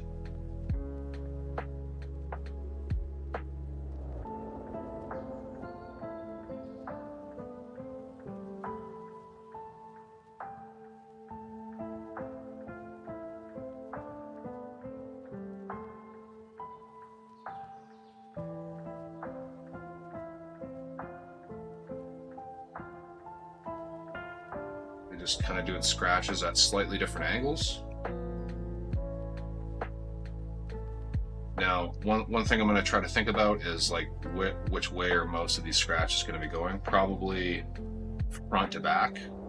And front to back, when you're talking about the face, also includes bottom to up, because that would be front to back, if that makes sense. I hope that makes sense. So I'm going to try to start my scratches where they quote unquote start, and then have my stroke end where they end. I mean, that just makes sense. I don't know why I feel the need to explain that part, but I do. I feel it's important. I just want to get the best appearance when I do things like that, with that actual the brush stroke being in those directions. And this is like a kind of slightly thinned paint, a little bit thinner than an edge highlight paint.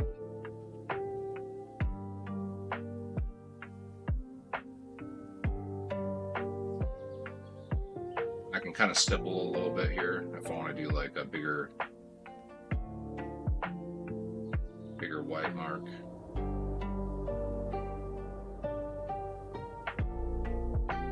So very, very small, just little indications. You can kind of see what I'm doing there. I'm going to kind of repeat the highlighting process with the pure white and then do a couple additional scratches. I'm just going to reinforce a few areas around the cheeks here.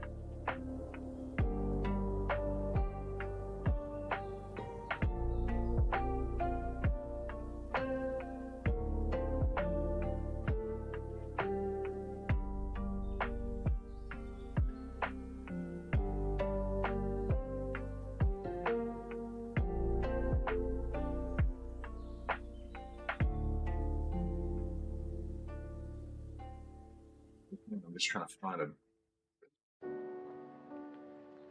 well here.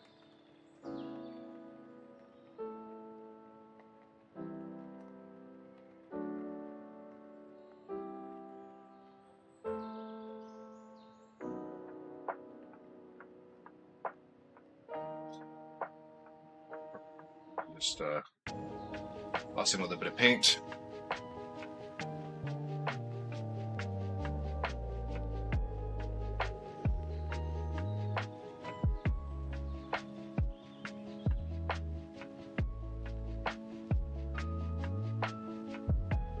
Do like the tiniest little chip marks, just like so.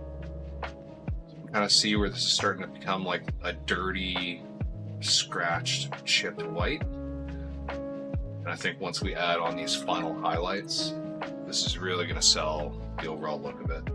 Right now, it's starting to look how I want it to. These final highlights are really gonna pump this up here. Getting some of the excess off because the white ink is a little bit runny, and I don't want to flood anything here.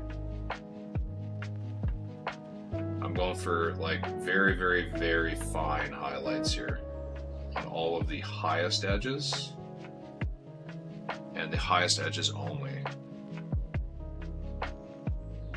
So nothing like underneath on like a bottom edge is going to get this.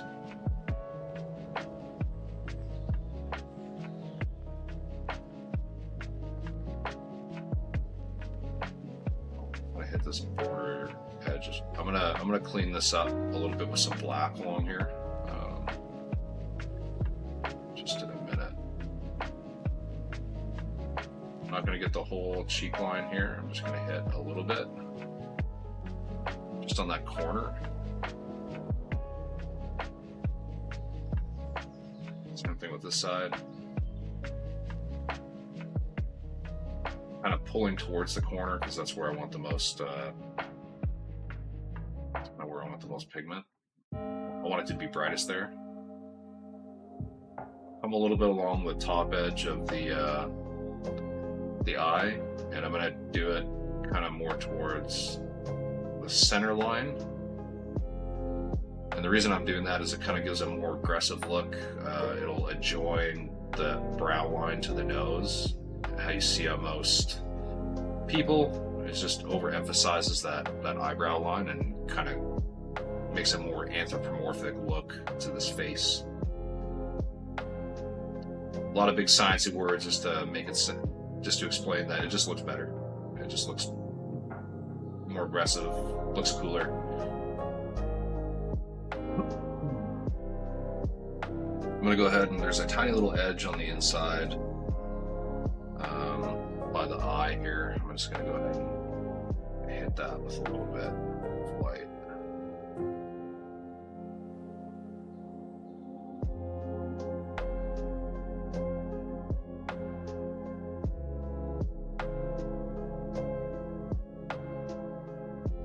I'm gonna hit the highest edges on the bottom here, which is pretty much just gonna be these little top corners.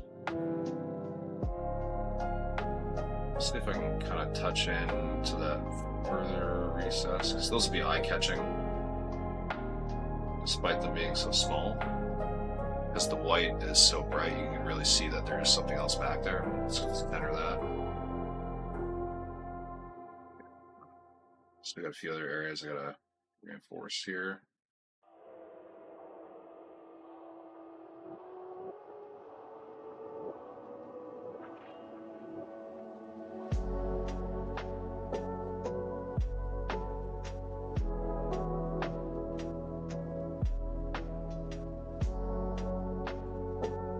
Go ahead and add a few little scratches and other chips and dings with the pure white ink, and that'll basically be it for the skull face.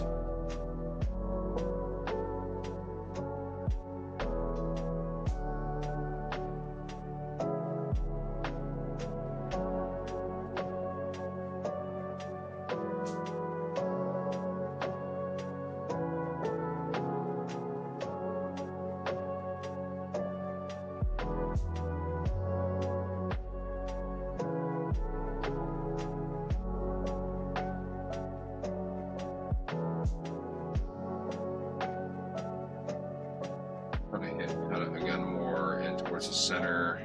Just try to reinforce that like eyebrow look. Very, very subtly. Like I don't want it to be super obvious. Okay. Now when we go in and do some weathering to like do scratches and shit on some of the other areas here, we're going to fill in some of those scratches with darker colors and then do a little bit of streak and grime. I think we're going to do that to a couple little spots on the face just to reinforce some of the griminess. Some of that griminess. Alrighty. Now, we are starting to get low on time here. I've only got about a half hour left. Just a little bit less. I'd like to close out with a little bit of chat. I think what I'm going to do, because I did pour some of the paint, we're going to do some medium lasers quickly, and I will probably paint the missiles, perhaps. I did notice here I forgot to do one of the missile plates.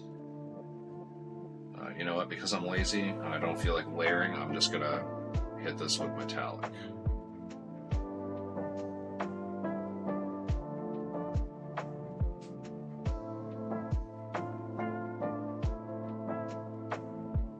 Voila! Missile launcher is painted. We'll do the missiles quickly. Those are quick and easy.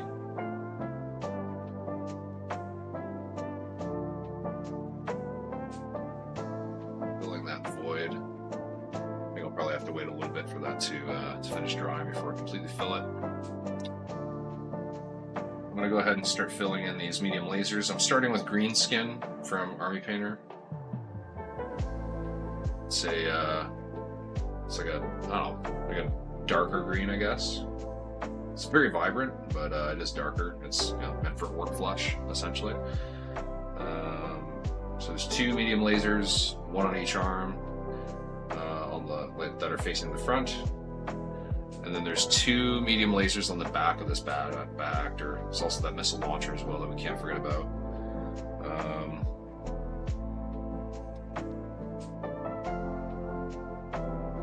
There's these two rear-facing medium lasers. Can't forget about those. Rinse off my brush quickly. We're going to move on to the next color very quickly here.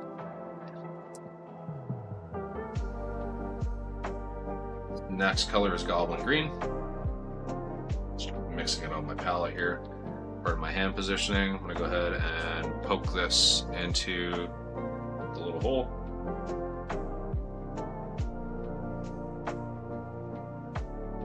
Like so.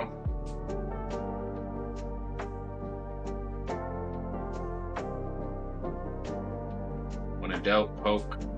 Especially when it comes to painting lasers, I pretty much poke / stipple all my colors in, because you just don't really have room to make a normal brush stroke.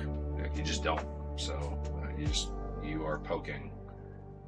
I'm gonna go ahead and mix up some of this fucking Goblin Green paint that's growing a skin on it right now, like old Jello, because it's like, even though I have my wet palette here, the air is so dry at the moment that it's just sapping the moisture from everything.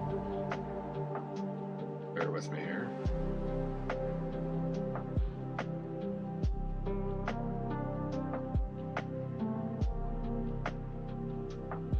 Boom. Okay. You can see the brightness value is increasing a little bit.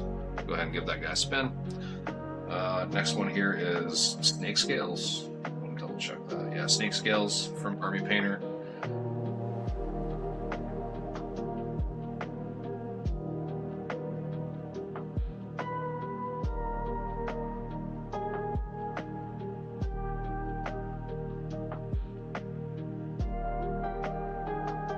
This is very bright green. We are going, like, this is not as bright as we're going. We're gonna go even brighter. Nice and bright, but not bright enough. No siree. Just ain't gonna cut it on the brightness there, Bill. Gotta bump up the lumens. Boom. Snake Scale is very bright, but what we're going to do here is I'm going to go ahead and put a little dot of white, and then I'm going to dip into some inks, some of them fluorescents.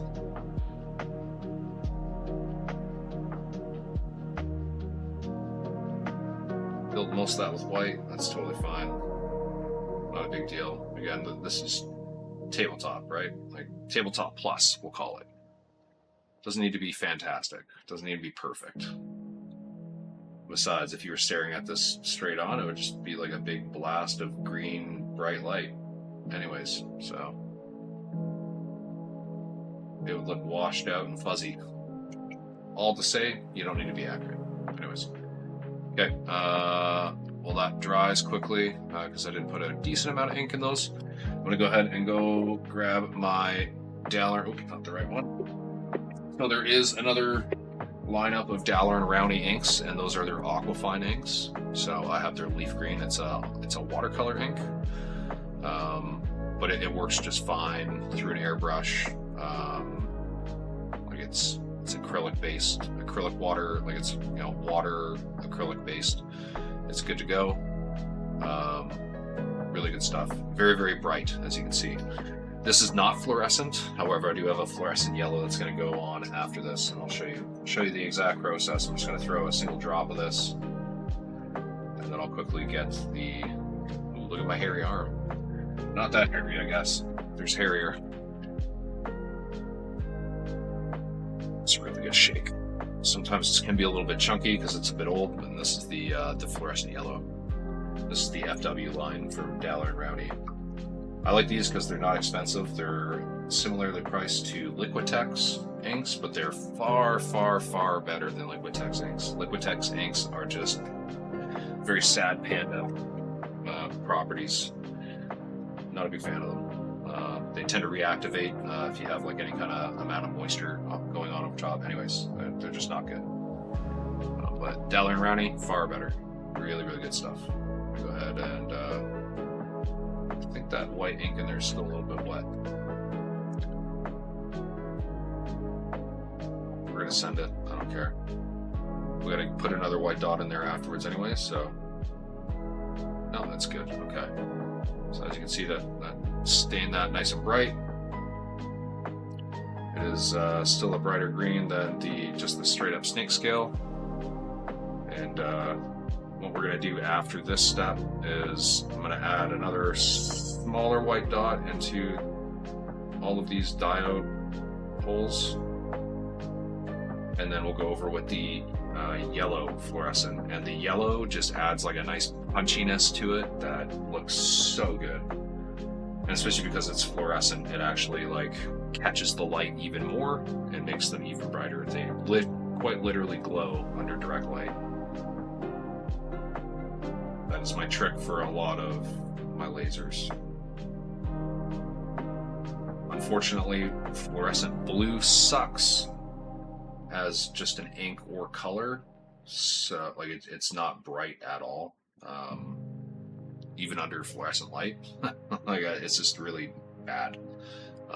So I don't use it, and I will have like a almost pure white with hints of blue, large laser painted or PPC painted. And again, like mostly pure white is dominating, super bright, but if I have any medium lasers or small lasers with fluorescent red next to it, they look so much brighter than the almost pure white stuff. Yeah. So I've got the little white dot that I added into the middle of these, so you can see these are even brighter now. And I'm going to go ahead and grab that fluorescent yellow and add that in. And this adds just like an extra little like tasty punchiness. That's the best way I can describe it. It just gives it like a little extra hue of like niceness to it. A little bit more lime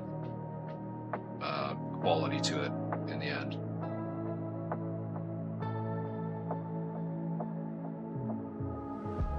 Just a little bit brighter, yeah. So those are the medium lasers. As you can see, again, very, very bright. They stick out or stand out like crazy. Let's zoom this out. Like you can see the metallic bits. We'll zoom out, all the way out. Like those lasers just jump right out. And even the ones on the front, when they're facing down, face those up towards the light, like super bright. They just jump right out. So.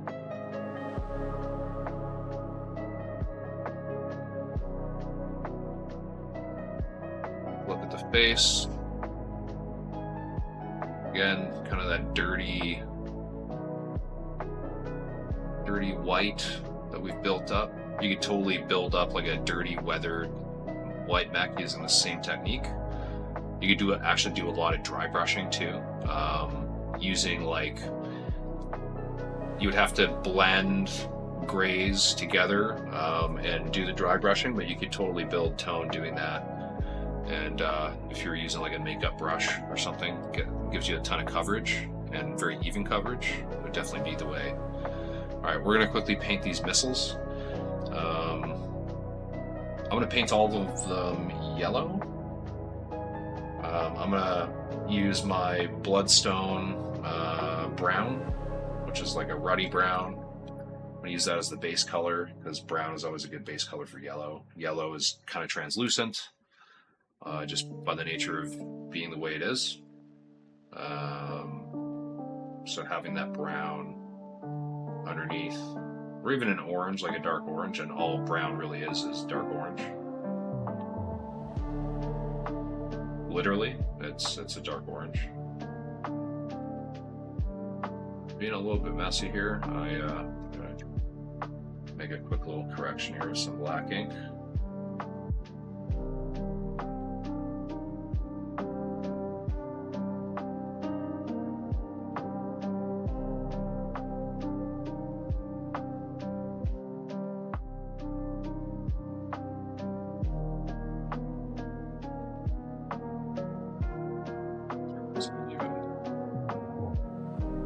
It's got a little bit of the brown right into the recess on either side of the missile. We're just trying to hit the tips on these.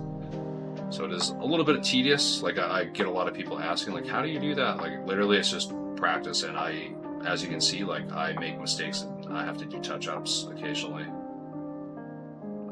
But I try to go as straight on as I can reasonably to the missile. I find that helps, and I try to tap more so on the top, like top this way, as in like, you know, if this is the top of the missile, I try to focus on the top of the missile as opposed to underneath the missiles. Not to over-explain what top means, but you know, so perspective is everything. So sometimes having the right perspective just makes it a little bit easier to understand. I digress. Get these little SRMs on the back here. Pretty sure this is a streak SRM. Pretty sure that's supposed to be like a sensor pod. Maybe we'll add a little bit of we're gonna make it a sensor pod anyways.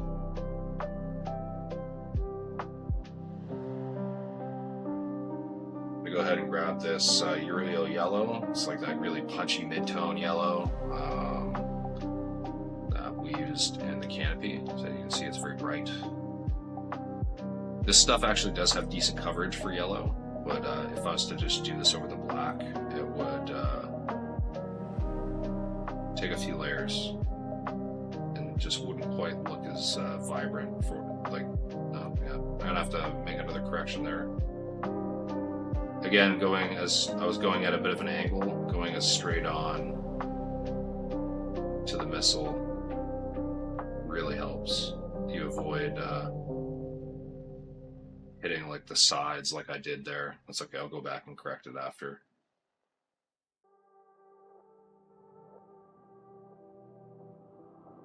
Really just trying to hit the tips here. Go ahead and rinse my brush just because it's getting a little bit dry. It's going to start making the actual application of the yellow a little bit less accurate as it dries. So I'll have to push the brush a little bit harder in order for paint to come off.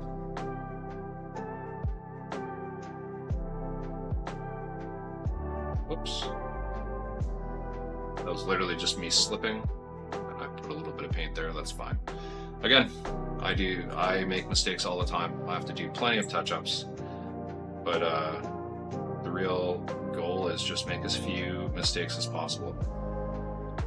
I definitely don't like the argument of, oh, don't worry about don't worry, just work quickly and go back and do all your touch-ups. It'll be more quick than trying to be as neat as possible the whole way through, which I completely disagree with. I think that, you know, trying to be as neat as possible the whole way through is how you develop really good brush control. And the less touch-ups you have to do, ultimately, the less time it'll take you to get through your miniature. You know, initially you might see a bit of a time lag. You might slow down a little bit if you're really focusing on being as neat as possible, but just by proxy of you getting better, you know, paint session by paint session at being as neat as possible, you'll eventually just be so proficient that you'll move really quickly with very neat brush strokes and won't have to touch as many things up.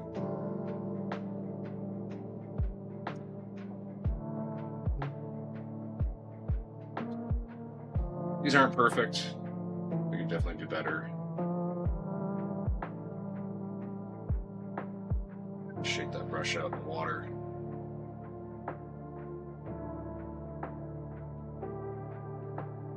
This could be better. This could be neater.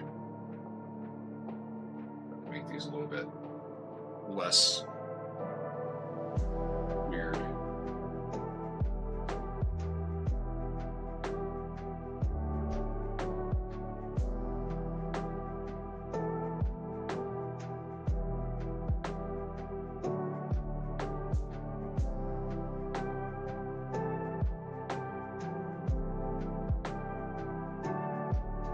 The real issue here is I just didn't quite have them all evenly painted. Just needed to add just a little bit more yellow to some of them. I gotta make a tiny little correction. I just see like this tiniest little speck of other part of my head positioning. Just on the inside of the top right missile rim there. Those are a bit better. Unfortunately, this looks like it has more yellow in it than it does, and that's just by because of the way the light's reflecting. I think it's really hard to tell. That is the unfortunate part of this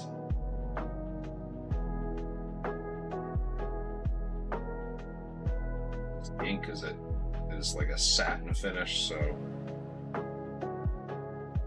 sometimes it does reflect a bit of light.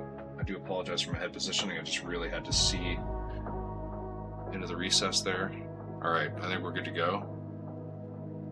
Those look pretty even. Alrighty. I think we'll call this one quits for tonight. We did quite a few details on this. So next time, first half of the stream, we will finish off with the last of the details on the infantry, as well as the rest of the bases, just doing the dry brushing and all that good shit. And then we will go back to finishing this thing. I think definitely for sure, next stream we will finish all of these. But I hope that was a good little workshop on how to do white, like a dirty weathered white. You layer it up, looks pretty decent. Especially once we start adding the other colors from the chip marks. We'll add like little dark specks and stuff along some of the edges that'll look like some of this paint's gotten dirty and then worn through to some metallic material below. I think it'll look super good.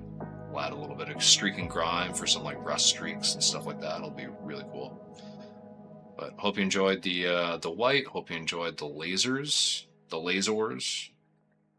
Nice and bright. Boom. I also hope you enjoyed the battle armor. All the doing the lasers on these guys. Their little canopies. I shouldn't call them canopies. They're visors, helmet visors, and they're tiny little purple pink sensors. Quick and easy. Doing the details on these guys. You really don't need a lot of details on these tiny little fellas to make them look really cool and pop. So, and I've done no traditional edge highlighting at all on these. This is all aside from like the little metallic bits on the backpacks. This is all just basic brush layering and dry brushing. So, alrighty. I'm gonna hop back over to my PC desk briefly, close out with some questions from the audience for whoever is still watching. I don't even know. I don't have my view counter up, so I don't actually know who is watching right now. I'm sure once I slide over to my other monitor, I'll either be amazed or not by the number of people watching. Anyways, I digress. I'll be over to my other desk thusly.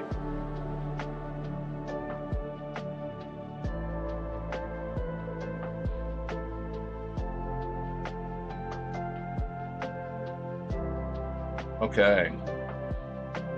Back over to the painting desk. 4 viewers right now, nice. Happy folks have stuck around until the end.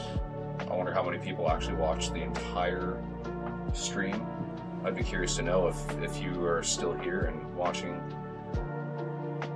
Let me know in the chat. I'd be curious to know who actually stuck through the entire stream. 4 hours is a big commitment, I will say that.